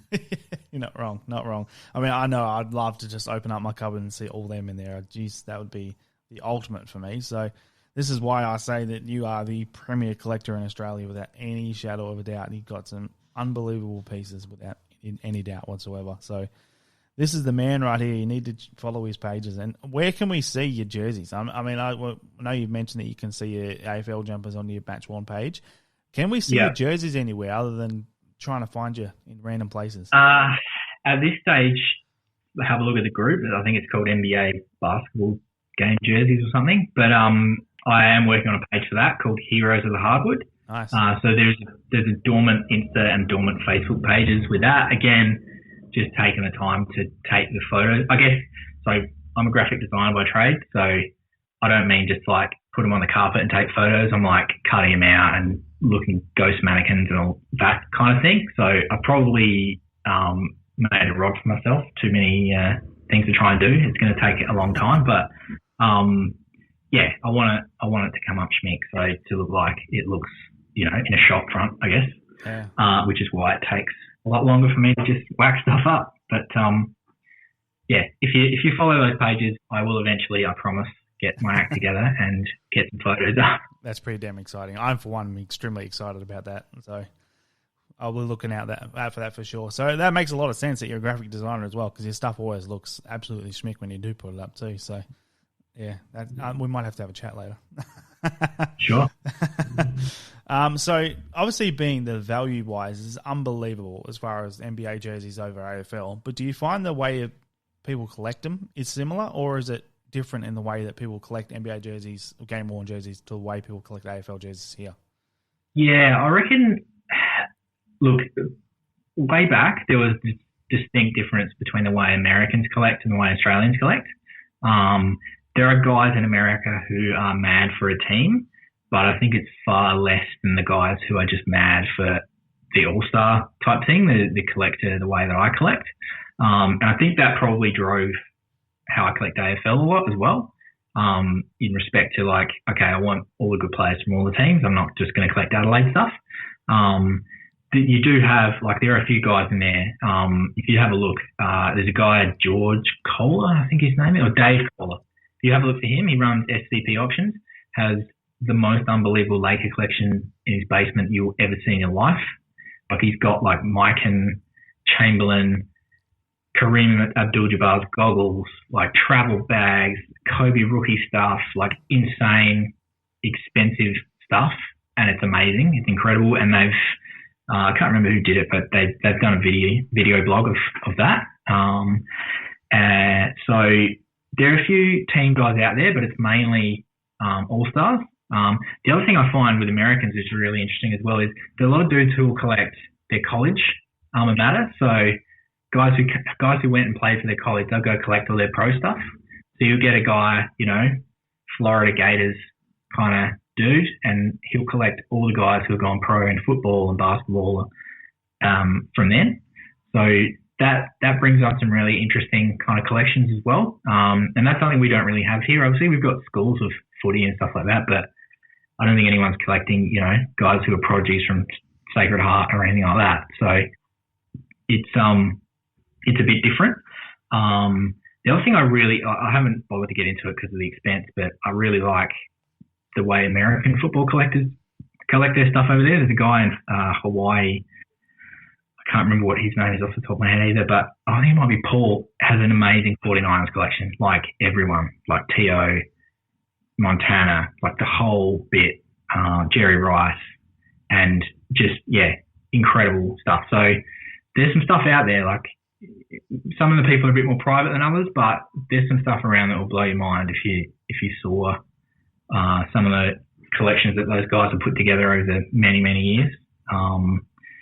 Sorry to get back to your question. I think Americans, it is slightly different, but I'm seeing more and more, like yourself, me, Doug, for instance, has a really interesting viewpoint on, I'm going to collect 96 stuff. It's starting to get there in AFL where it's like, you pick your spot, figure out what you can afford and what you enjoy, and then collect that thing. So once his collection's done, that would be an incredible achievement because that's a really different and interesting kind of approach to have taken. And I reckon you find, a fair few other people down that same vein of, I only want Brownlow winners or I only want, I don't know, whatever else, Norm Smith or, that type of thing. Yep. I think it's definitely easier over here to have a goal and to complete that goal without too much hassle. I mean, it could take a bit of time, but you can definitely complete it. Whereas I don't think you will ever complete a goal if you created one that's too extraordinary or outlandish as far as NBA goes because, the value and just people lock them away and you never see them again. It just make it way too hard. But, yeah. For sure. Definitely crazy. It's mental. Actually, just on all that, I think the things that what Lynchy's done, I know Andrew Bennett is trying, a few other guys like that, where they've tried to collect one of everything from the club. That I think is a really kind of interesting historical preservation of, because I doubt there'd be any clubs out there would have one of everything they've ever worn. They tended not to be that specific. Especially, kind of West Coast on is like an era where you could probably achieve that, if you know what I mean. Like Melbourne, Geelong, you're not getting anything from 1923 readily. That's a really kind of interesting path to have taken. So I'm pretty excited to see how many people can actually achieve that. That would be awesome if one from every club could achieve that to see what that looks like. It would be, and you're not wrong, because that's exactly what I'm doing as well, because I found that Freo don't have that at all. They don't really have many of their older jumpers especially, but even the modern ones, they don't really have any at all. They just kind of get rid of them. So they've got bugger all. Yeah. So that basically pushed me to think, geez, I would hate to think, I would love to see every jumper that the club's ever worn have a museum or something. It's not going to happen. So I thought, well, only way it's going to happen is if I do it. Oh, that was a dog. Sorry. So I thought, all right, I'll give it a crack. And so I had to figure out first how many jumpers we wore and all that. And it took me a little bit of time, but I figured out at this point, we've worn exactly 100 jumpers. And that's not just a home jumper that we wore the same jumper for 3 or 4 years. That's every single jumper we've worn every single year of every different design or same design even, but different year. So it might be a little bit of change in the sponsor. Might not be anything. So 01 to 03 we wore the same jumper, home, away, clash, everything was exactly the same. They literally just recycled the jumpers. So that makes it difficult. But basically all I need to do is get 3 of the same jumper essentially. Or just find the players who wore them and ask them when they did it. That's kind of what I'm trying to go for right now. So yeah, I'm aiming for that as well. So you're not wrong, because I kind of got to the point where I did everything I ever set out to do. I made goals and I managed to complete them. So you get to that point where it's, what do I want to collect now? And then, you figure out the clubs don't have that, and there's no such history for the jumpers anymore. So we've got to make them ourselves as collectors. So, yeah, you're right. If everyone around the country had one, it'd be incredible. So I think I've got 84. Well, no, I've got 84 now of 100. So I've got 16 to go. I did actually manage to get one on the weekend, because it's been a little while since I've been able to tick one off, but managed to tick off an incredible one on the weekend. It was a 2003 Jeffrey Farmer Purple Haze jumper. I saw that. Yeah, that was cool. Yeah. That came out of nowhere. And that's the type of thing that we say a lot, is the jumpers could be, in someone's collection, and it's going to cost you thousands to get them off them. But then there's jumpers that people pull out of boxes. And this one came out of a box. And they sent a photo to me and said, what do you reckon this is worth? I just pulled it out of the box and I don't know if it's worth anything. And I could have just been that person and said, it's worth $50. I'll give you 60. But I was straight away said, you know what? That's a Jeff Farmer player issue from 2003. So it's worth a bit of money. So, and I said, well, not only have I never seen a Jeffrey Farmer Fremantle jumper, but I also need a 2003 Purple Haze. So what can we do to work this out? So had to have it, managed to get it, had to give up a Pavlich jumper for it, but I think it's pretty fair trade, to be honest, when you look at it. So yeah, and it goes with the territory. It's fun to collect it. It does get a little bit hard when there's a group or a few years there where you just can't find them. It gets to that point where it's all right. Now I've got to start hitting up players, which is something I never really wanted to do. Was bother players about stuff. It felt awkward. But now I've figured the only way I'm going to get these particular years at this point, it seems, is to contact the players. So currently in the middle of talking to a couple, so we'll see how we go. But yeah, so that completing that collection of every single jumper we've ever worn, I would love to see that from every club. Someone, at least one dedicated person who goes through and does that, would be incredible to see, and get people in to have a look. Because that's basically what I'm going for right now, is the guys out in my shed right now building the man cave. And the idea is to have all these jumpers in that cave so people can come and have a look and enjoy the history. I've actually got players who have told me that they want to come and have a look. Craig Callahan, John Mildenhall, all that. Just want to come out and have a look at the history of Fremantle. They want to come out and see every jumper they've ever worn, and even their jumpers. Say that's what the goal is, to be able to show everybody the history of the jumper that we've worn. That excites me. Yeah, for sure. That's awesome. I'd love to see that too. And just touching on the player thing, I'm totally with you. Up until recently, I was sort of, you don't really want to bother them. But I've also kind of just gone, you know what, like I'm never going to get these things if I don't just ask. Yeah. So I've started to go down that path, and I've got a couple of people I'm talking to as well. But yeah, I think in respect to them wanting to come and see the stuff, I think the more you can show them that you're kind of into it, the more they're kind of like, actually, like it'd be cool to have my thing in this, museum or whatever you want to call it, collection as well. They kind of get excited about, contributing to that too. And, players talk amongst each other. They know if people are being fair and how well they're paying and all that kind of stuff. So, just starting down that path myself. But yeah, I'd love to see, once it's all up and running, one of those nice 360 videos, or even the club come out like they did with Lynchy and go through your stuff. That'd be awesome. That would be. You got a video forever then. Yeah, I have actually been in contact with the club, and they did say that they would like to do that with me as well, just come and document it a little bit when it's finished. So that'll be exciting when it's done, and if I can get a couple of Freo boys, the older ones preferably, around to join in on that as well. It'd just be something really, really cool to share with everyone. So that'd be really cool. So anyway, you don't tend to sell a lot of your stuff that I've seen. Do you basically just tend to get items in and then just lock them away in the vault without really any thought of ever letting them go, or do you more so get stuff that you might want to trade for something later on? Well, early days, I really just bought the stuff that I wanted to keep. I sort of didn't really. Whereas basketball, I would buy something, try and photo match it, and I might try and either trade it up or flip it for a bit of money to buy something else that I wanted. I hadn't really been doing that in footy, just because the turnaround on things I'd found was not that good. It wasn't particularly viable, and I thought, well, I just want to have this as I'll buy this in and I keep it for my collection. I have sold a few little pieces here and there that I sort of got one and then got an upgrade on. So that's happened. But even then, still, I generally try and work it out to try and get the best player possible to begin with anyway. So, so if I've traded, it's because I've gotten desperate and had to get, I had to trade for a Roo, stuff like that, Now that I have that, I don't have to do that anymore, so I probably wouldn't trade out any big pieces again. It's sort of, I'd like to try and keep everything. That's not the most realistic option all the time, but I keep as much as I can. And I'm not sort of one of these people who buys and thinks, dollars, I could turn this around pretty quick. Yeah. I just buy stuff that I like, really. Fair enough, yeah. That's really the way collecting starts for everyone, isn't it? It's not, how much money, well, it used to be anyway. It's not how much money can I make off something. It's, I'd just really love to have this piece or that piece in my collection.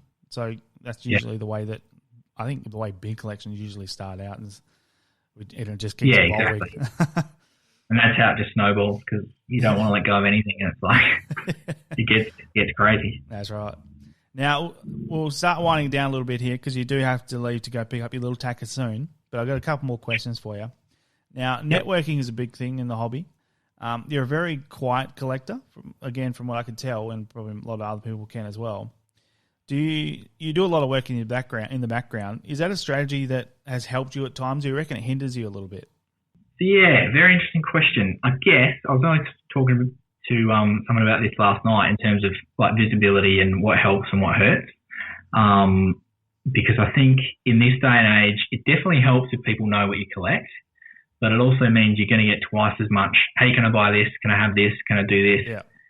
So karma's a big thing and doing the right thing by people is a big thing, but also sometimes you have to say no, I actually would like to keep that. And some of the stuff that I've noticed recently with people, guilting and bullying people into doing stuff. I mean, you went through that yourself when you got a prison bar thing.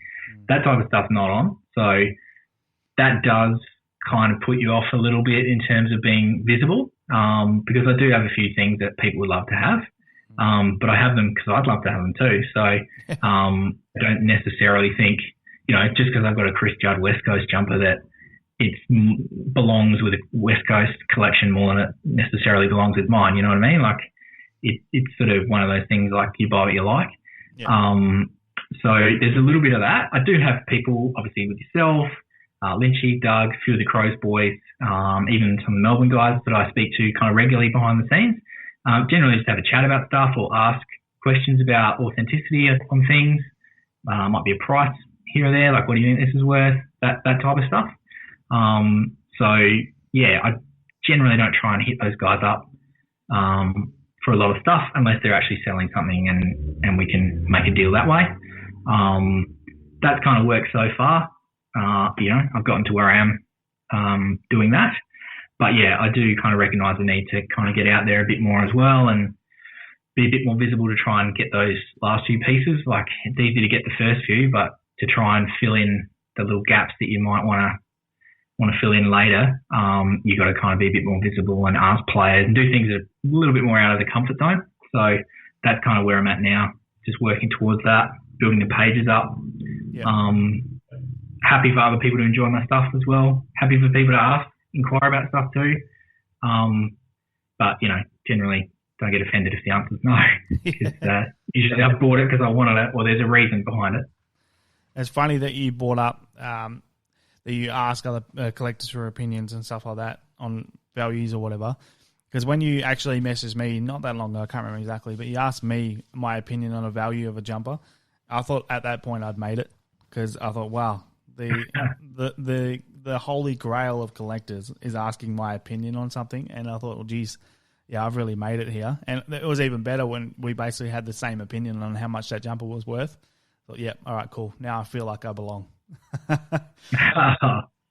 I think sometimes the thing is I'll think, this is around about what I reckon it's worth. And then it kind of jars you a bit when someone's like, I reckon it's about half. It's like, am I way off base here? Or you need that neutral kind of backup to go, no, actually I was thinking like correctly or not. And that's happened a few times with a few different things.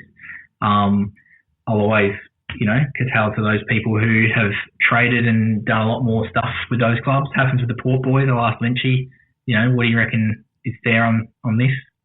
Before I'm going to make an offer on something, or if I was going to sell something, I'd ask him as well. So, because they've been around the bush for a while, and they know kind of the lay of the land. So, it's always good to get that second opinion, I reckon. Yeah, without doubt.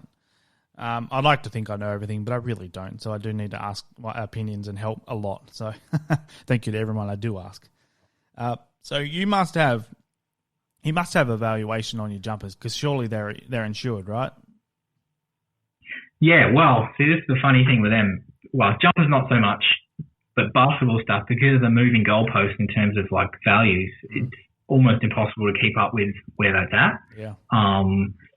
So it's really hard. Like, a Jordan has jumped 300% in value. Like, it's very hard to then go to an insurance company. Well, actually, this is what's happened in the market. Like, a lot of them are like, yeah, really? So for footy stuff, I always had that attached to home and contents, but it's now blown out because you can't. So, probably the value on footy, I would say like a fair one would be around the 150 mark. Yep. Because I would probably say at 230 jumpers, if you're looking at 500 at least for most of them, and then some of them are, in the thousands. And some of them are irreplaceable, so you kind of want to get that value back for them as well if you can. So, I'd put it around the 150 without actually, going through and trying to value every single one of them individually. And your NBA ones, like you say, it changes so much. But that's got to be in the millions. Well, I'd have that about 750, but a lot of that is the Jordan. But yeah, again, like that can change tomorrow. So yeah, that's a much tougher one to keep it on top of. Yeah, it is what it is. Unfortunately, where people do die, they do move on, and generally, it's hard to do because people don't want to sell things on the back of people dying, but it does happen, and it does increase the value of your stuff no matter what. So that Jordan jersey would be worth $300K, but if he died tomorrow, that's going to take an astronomical jump again, which is crazy. Yep. So yeah, absolutely. Yeah, it's hard to ever put a proper value. Impossible. But I guess, what you want to look at is, are you going to get back something that you'd be happy for? Like, heaven forbid your house burnt down, something like that. I actually did get broken into once at Hallett Cove. Oof. Funnily enough, I had a Dwayne Wade jersey, which was about $8,000 at the time, just sitting there. Didn't take it. Oof. Took a hat, tried to take a DVD player, and then bailed. So yeah, I was very lucky at that point. But yeah, it happens. People get in and do whatever. But yeah, thankfully they had no idea how much a Dwayne Wade uniform cost.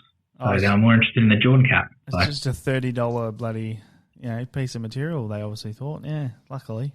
That's probably my number one fear, actually. So the guy in the shed right now, he keeps asking me if I actually do want to build in the roller door. Keeps saying, are you sure you want to do this? Because you won't be able to use a roller door anymore. I'm like, dude, seriously? There's going to be way too much money in here that it just scares the hell out of me to have it in here without being properly secure.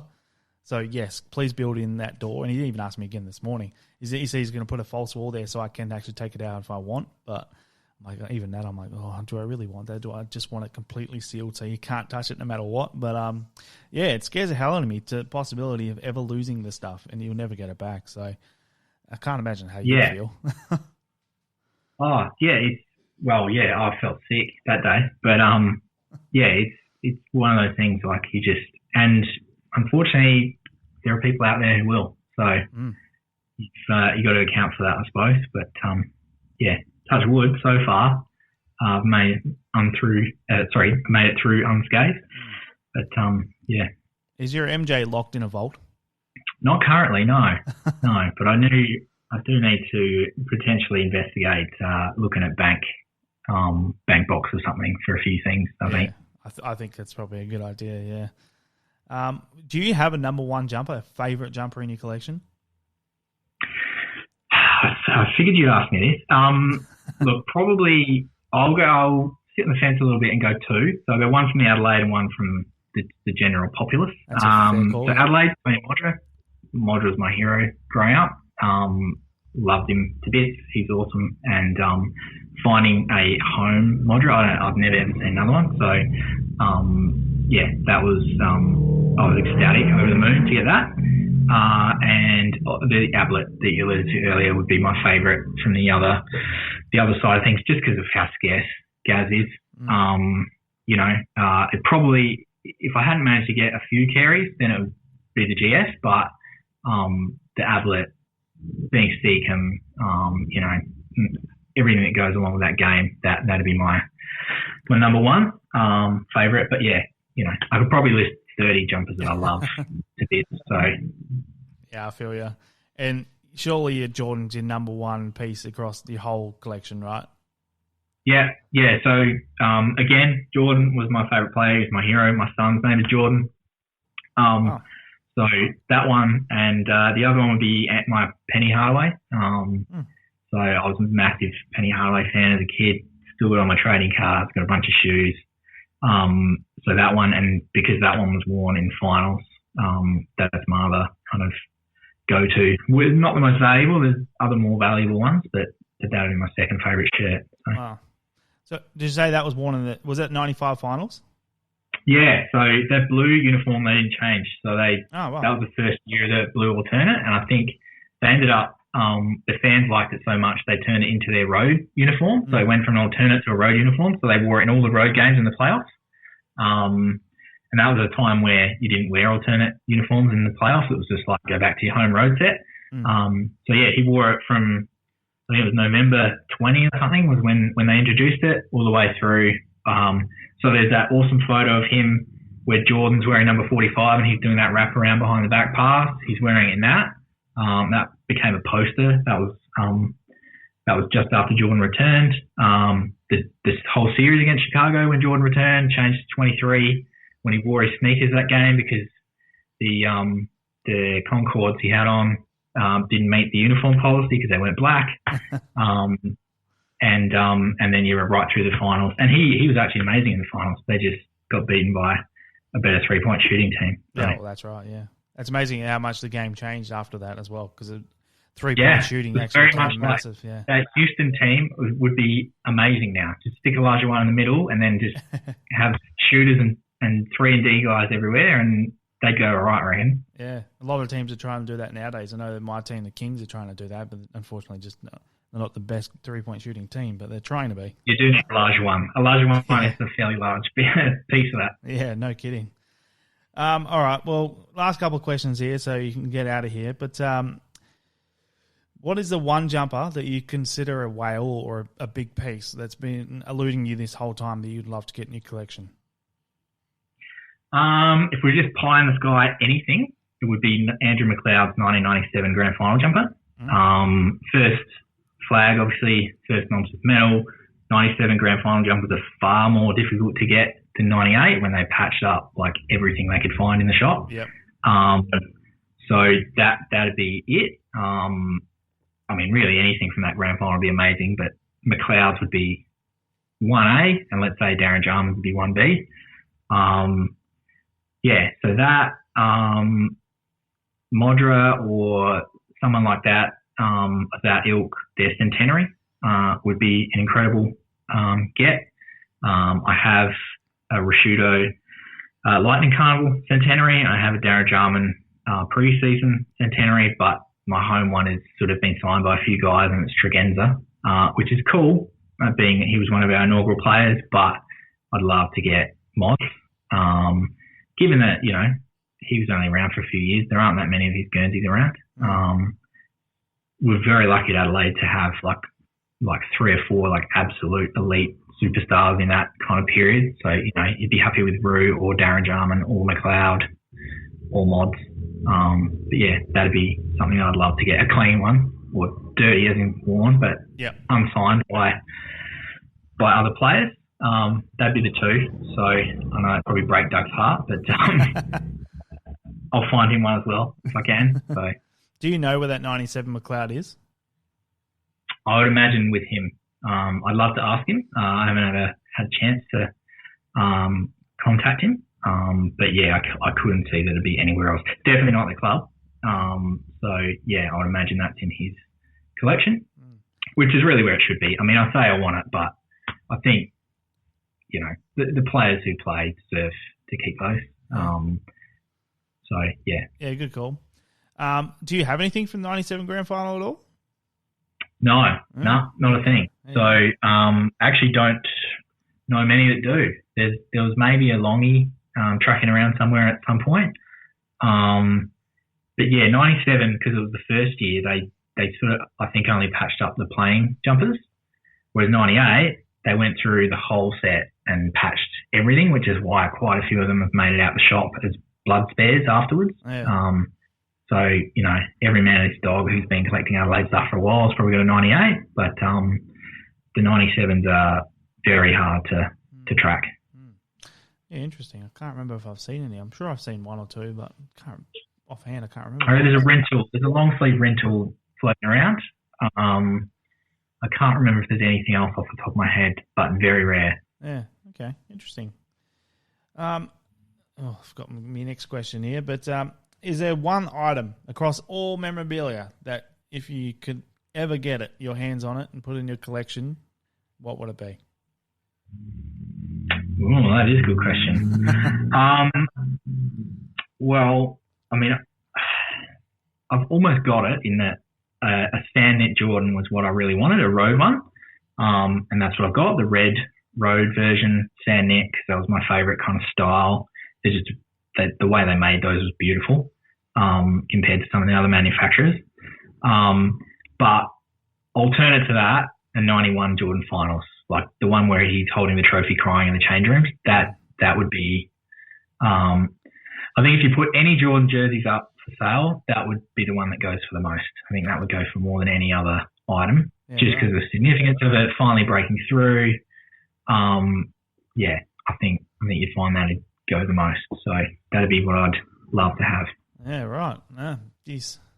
Any Jordan for me, I'd be absolutely stoked with. But yeah, I mean, there's some seriously good pieces out there that you would love to have. Obviously, the last shot game, the crying in the change rooms after the Father's Day game. There's a lot of jerseys out there. I'm in Cleveland.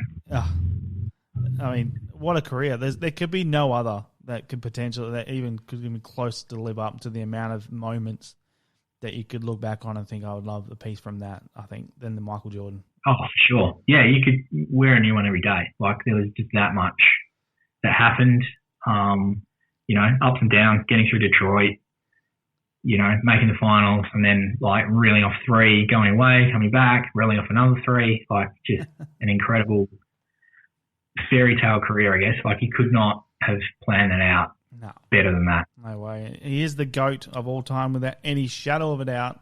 LeBron, I'll give him a second, but not even close. I'm sorry, but Michael Jordan is the greatest of all time, no doubt in my mind. I'm with you. All right, well, I think we're done here, unfortunately, because I would have a lot more questions to ask you, but you're going to go. Big shout out to the King of Cromania, who's a huge fan of the show, by the way. Rob, thank you very much for joining me, mate. I really appreciate it. I know there's a lot more I'd love to know and see, but I'm really excited to hear about what's coming up for you. Again, one more time, just let everyone know where they can find your collection at the moment. Yeah, sure. So AFL stuff is AFL_matchworn on Insta, and just AFL Matchworn. Just search that on Facebook, and you can see a nice new fresh page with nothing on it right now. But hopefully by the time this goes to air, there'll be something on it. And Heroes of the Hardwood is the basketball stuff, or just go to the NBA Game Worn, group on Facebook, and I'm all over that. So yeah, you can find stuff there. Yeah, I'll chuck a link up on the page where you can find that page, and just search Rob's name in the search bar and you'll see some incredible stuff. So can't wait to see those. Again, thank you, Rob. This has been something I've been looking forward to for a long time, and it lived up to it for sure. So thank you very much for coming on. All good, mate. I really appreciate it, and we'll have to do 2.0 at some stage. We definitely will. All right, cheers, Rob. There we have it. Thank you again, Rob. absolutely stoked to have you on, and I can't wait for 2.0, as you mentioned. There's a lot to cover. I just really got myself wrapped up in all your individual jumpers and wanted to talk about every piece. So I don't know if that hinders the interview at all, but it certainly made me enjoy it a lot more. So that's what it's all about, really, in the end. Hopefully you guys enjoy it as well. And, thank you again, Rob, for coming on. You're a champion of a bloke. A lot younger than I expected. Definitely a millionaire, without a shadow of a doubt. Well, I better not tell everyone that, but no, you're a champion of bloke, and I'm really stoked to have you on. So can't wait to chat with you some more about your NBA stuff, because I love my NBA as well. Big basketball fan. Go the Sacramento Kings. Really playing good basketball at the moment. So cheers, guys, and I really hope that you enjoyed that as much as I did. Okay, let's have a chat now. Just a little bit about what I bought in the last 3 weeks. It wasn't a lot, because it hasn't been a long time. And unfortunately, well, not unfortunately, no doubt Emma's listening to me in the background, but not unfortunately at all. I do have a wedding to pay for, so I can't afford to go and spend crazy like I used to. I've seen a couple of pieces come up for around $500 that I used to probably jump on without even thinking about. I saw a Roger Merritt long sleeve centenary jumper today for $560 odd, I think it was, but any other time, or last year even, I would have jumped to that straight away. But no, I've got bigger things to do, and I do have a shed being built right now. It's still being built, as you heard in the interview. It was being done at the time, and it still is. So he came for 2.5 days, and then he spent a couple of days in hospital. So hopefully he's back tomorrow morning, or this morning as you're listening, and hopefully he's back in doing it again then. He's also going to do the painting of the walls, so it's going to add on a couple of days. And then I have the floor guy coming on a Wednesday. And then hopefully by then the man cave will be ready to decorate. So it's exciting times ahead. So there's a bit of cash going in there as well. So yeah, anyway, exciting times ahead. And I'm going to get all my jumpers in there in the cabinets, locked cabinets. So I feel pretty safe about them. And there's going to be a nice big projector in there. So it's going to be the place to be. I'll get some theatre seats in there, and I'll decorate the walls. Hopefully Em can do the chevrons. I don't know how she's going to do it. She's a genius, so I'm excited to see what she can come up with. So we'll talk about what I picked up anyway. So one big one that I got, and I'm really excited to get it. A lot of people might not even know who he is, but going off the theme of basketball, I managed to finally pick up, and it's taken me a long, long time, I picked up a James Ennis jersey when he played at the Philadelphia 76ers, and this is from 2018-19, I believe. They went to the playoffs that year, didn't make it too far in, but they did go to the playoffs, and James was featuring in that as well. So finally got myself a James Ennis jersey. I've been trying for a while. I could never get one when he played at the Wildcats, so the Perth Wildcats, that is. He dominated here for the year he was here. He probably should have won the MVP, but didn't happen. But then he went off to the NBA and kind of changed his game a little bit. He's more of a defender now, but he still goes all right. He's been around the traps a little bit, and he's now in Orlando.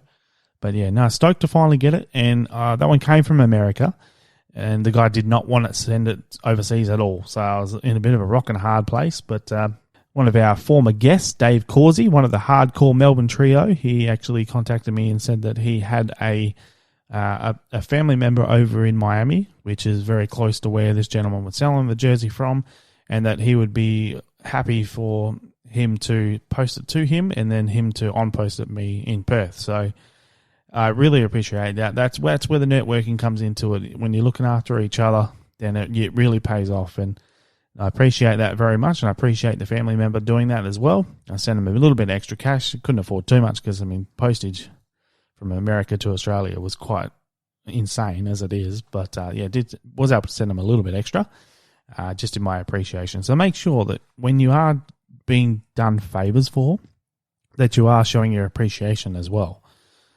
People shouldn't have to ask. So if you do get done favours for, make sure that you give it back, because that's the way the world works, and that's the way the networking in this hobby works especially. So thank you, Dave. I appreciate that, and I can't wait to get the jersey in.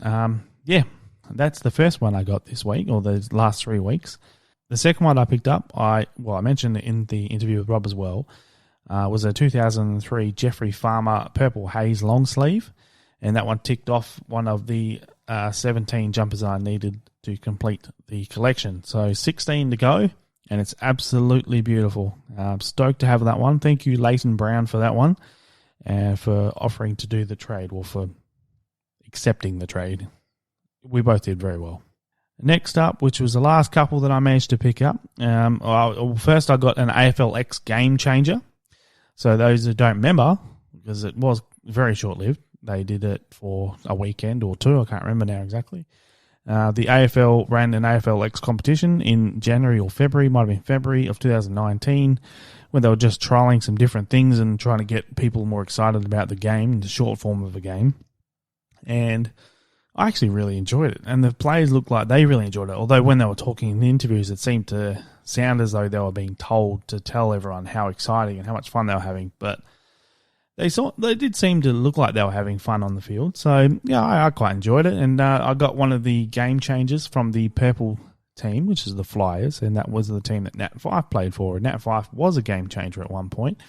And if you look at the photos, the jumpers were all very tight on the players who wore the game changers. They were all fairly big blokes, so could potentially be worn by Fyfey, Boak, and Travis Cloak, I think it is. But we never know, unfortunately.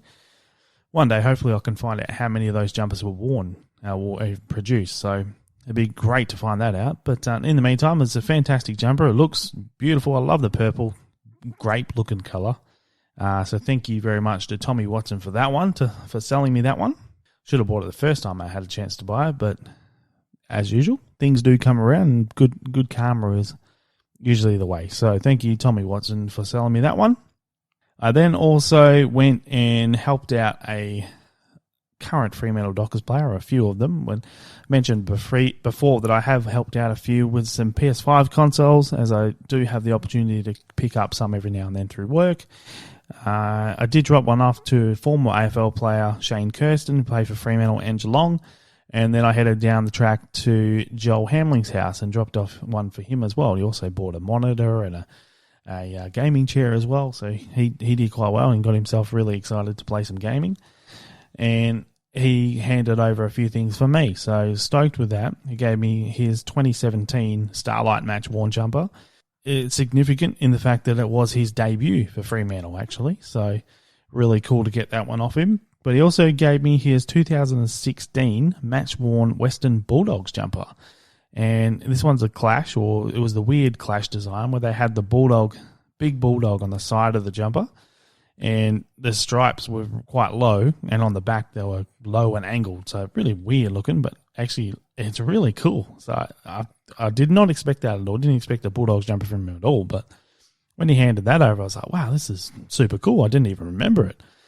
So I went and had a look, and I noticed that he wore it in the games against Fremantle and West Coast, both of them over here in Perth in round 23, which was Matthew Pavich's last ever game, and Fremantle beat Western Bulldogs. So for me, that was great. And then they backed up the next week against West Coast, and they beat West Coast over here at Subiaco Oval. So, yeah, that's the only times that they wore that jumper. So really, really cool to finally get that. Well, didn't even know about it. So really cool to get a piece like that in the collection. And I know a lot of the Western Bulldogs fans and collectors would actually like it too. So sorry about that. You can't get it because I'm not going to give it up because he gave it to me. So, yeah, thank you, Joel. I appreciate it. And he also is going to get me in the rooms after a win. So hopefully we get a few wins this year, because that's something I've always wanted to do and thought it'd be really cool. So just have that opportunity will be fantastic. That's it. That's all I picked up. So I'll give you a rundown of a few things that I saw. There wasn't actually many in the last 3 weeks, which is quite surprising. But there's a few. When I say not many, there's still quite a few. But if you remember the last episode, there was a lot. So I didn't go through half of them. Those of you who do remember, I did mention 3 Geelong jumpers, the 2008 Geelong jumpers. They were sitting quite low with a very short amount of time to go. So I don't know. I'm going to take credit for it, though. Why not? Because that's what you do. The Cameron Mooney ended up going for 251. The Paul Chapman ended up going for 255. And then Matthew Scull ended up going for 235. So definitely had a huge jump after the podcast came out. It probably had nothing to do with it. But again, I'm taking credit. Long sleeve Dyson Heppel went for 305. A Aaron Sandland's jacket, so player issued jacket, you would have worn it pre and after and sometimes even during the game on the bench. Had his number 31 heat press on the back like they all do. It went for $30. So someone got an absolute bargain there because that's a corker. Michael Walters, match worn 2020, went for $250. A Brendan Goddard, Essendon name jumper. So they were retailed, so it makes it really difficult to get much out of them. It could be player issue or match worn, but unfortunately, because they were retailed, it's really hard to know unless you have the one that had the COA with it. It went for $151, so probably about right. Then there was a 2007 Hawthorn Heritage Round match-worn Brent Guerra, which was signed as well. Went for an astronomical, really, $895. Obviously, there's not that many of them out there, I would say, because it went for a very high amount of money. The Wayne Carey warm-up top. Now, I've seen one of these go for $50 on Gumtree, and on Facebook, and I kicked myself because I really wanted that, but I missed out. But then this bloke sold one here, and he started off at, I think it was $10, $20 or something, and he gave you full information on it, and there's a lot of information I didn't know. And that was the fact that they actually they retailed these warm-up tops in the store, which, yeah, I didn't know that, and apparently they limited to 200. So a lot of information given there, which is great. Well done to the seller. He certainly didn't hide anything from anyone, and I believe he may have even been a former guest on the show. So well done, mate, because a lot of people would have just put it up as a Wayne Carey warm-up top. That's it, end of story, and it probably would have gone out of control. And so it ended up going for $145, and it's actually signed. So for me, it still went way too cheap, but yeah, well done there. I think it's still fantastic. I love that, and I actually missed out on the end of it. Otherwise, I definitely would have bought it. A Stephen Hill player issue 2020 went for $102. Zach Dawson, the great Zach Dawson, cult figure, legend. His 2016 warm-up top went for $42. May have lost his cult status to go that low. A 2018 Clash Hamish Brayshaw, West Coast Eagle, went for $166. A Hawthorn Hawks emergency round jumper went for $152.50. Cyril Rioli, 2018 player issue sign, went for $405. So the Cyril Rioli name still lives. And a 2003 Shane Parker training jumper went for $202.50. So as mentioned before, the retro Freo stuff seems to still do very well. The modern stuff, not so much at the moment, but it'll come back. Now, I'm just going to mention, again, keeping with the theme of NBA, but these ones more so because they are crazy prices that they go for, but really, in the scheme of things, they're actually quite cheap. This one here is a Jeremy Lin 2011-2012 New York Knicks game jersey. I don't know if a lot of you know who Jeremy Lin is, but you might have heard the word Linsanity thrown out there. And it was at a time where this Harvard University student, or former Harvard University student, so he's a bit of a genius, Asian gentleman. He was lighting it up for the New York Knicks, hitting game winners galore and just putting up ridiculous numbers. Now, Linsanity didn't seem to last all that long because within a year or so, he was no longer what he was. But it went crazy, and his jersey went for $537. So not bad, actually, when you think about it, $537. But that's for a player that really made his name off a few games, and it just seemed to stick. Then there was a couple that I was keeping my eye on, and I was hoping it would go for a lot less so I could have a crack, because these are fantastic. But unfortunately, they didn't. They just continued to climb, especially in the last few hours.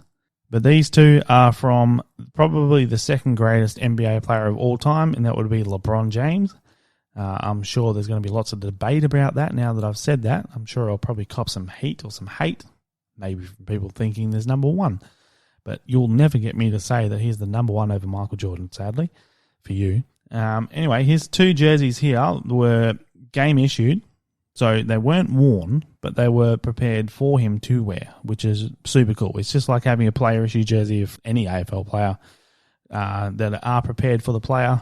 Everything about them is exactly the same as if they wore on the court or on the field, just didn't actually get worn. So super damn cool, and that's something I would love to have because there's no way I can afford $60,000 for an actual game worn one. But they did go for a little bit too much for me, unfortunately. So one of them went for $4,000 or $3,943, and the other one went for $5,236. So if you ever think about getting into the NBA, unfortunately, don't think about trying to get any of the high-quality players, especially game worn, unless you are a millionaire, because, yeah, it's probably not going to happen. But if you do, and if you do get some quality players, let us know, because I'd love to see them. I have had a Kawhi Leonard San Antonio Spurs jersey. That was really cool. That was unworn player issue as well, or game issue. But I did sell it for $750, and I'm looking back on that, it's probably way too cheap. But yeah, let us know if you got any great NBA jerseys, or even just some AFL jumpers that you've picked up in the last few weeks that you're proud of. Let us know on the page, and we'll see what we can do about putting it up. That's just about going to wrap us up for today. It's 2:19 a.m. on Thursday night / Friday morning. So this morning, basically, now that you're listening to this. And as I mentioned in the open, the auction is tomorrow, Saturday evening at 8 p.m. Eastern Standard Time on Facebook Live on the Player Issue Podcast Facebook page. I am super excited. I can't wait. Any of you may have seen the small test video or Facebook Live that I ran on the Wednesday night. Pure accident. We basically ran that because we've been trying to test the audio all week. So we didn't want to have the audio come out of the phone or tablet or laptop because it just sounded awful, and everyone would tune out because it just sounded like crap. And my natural voice does not sound good. So I've been trying to test to try and get the microphones to work through Facebook Live, and I thought, it'd be simple. Unfortunately, it is not simple. So I've been trying multiple different adapters and cables, and okay, this is the last test. It'll work now. It didn't happen. So I got on there at 1:20 in the morning with Emma, and we just tested out and see if this, what's called online broadcasting, I can't remember what it's called now, but it's OBS software would work. I think it's online broadcasting software potentially. Anyway, we tested it out, see if it worked at 1:20 because we didn't know how long it was going to take, and I thought, no one will watch it, so this is the perfect time to do it. So yeah, we tested it out, and to my surprise, it did actually work. So I have to figure that out now exactly how I did it, because I can't remember. But yeah, we'll figure it out. Josh is a bit of a whiz with his stuff, so he'll come over, he'll set it all up for us, and we'll be good to go. And the video will be fantastic. We've got some stuff that we're looking at doing as far as lighting the place up, making it look really good, really professional, even though we're really not. Unfortunately, the man cave is not done, won't be done for Saturday. So it won't be done in there, unfortunately. But you never know. If we have a successful night, everything sells really well, and everyone has a really good time, which is the main thing, then we will look at doing it again in future. Probably 4 to 6 months down the track, because it's been a lot of work.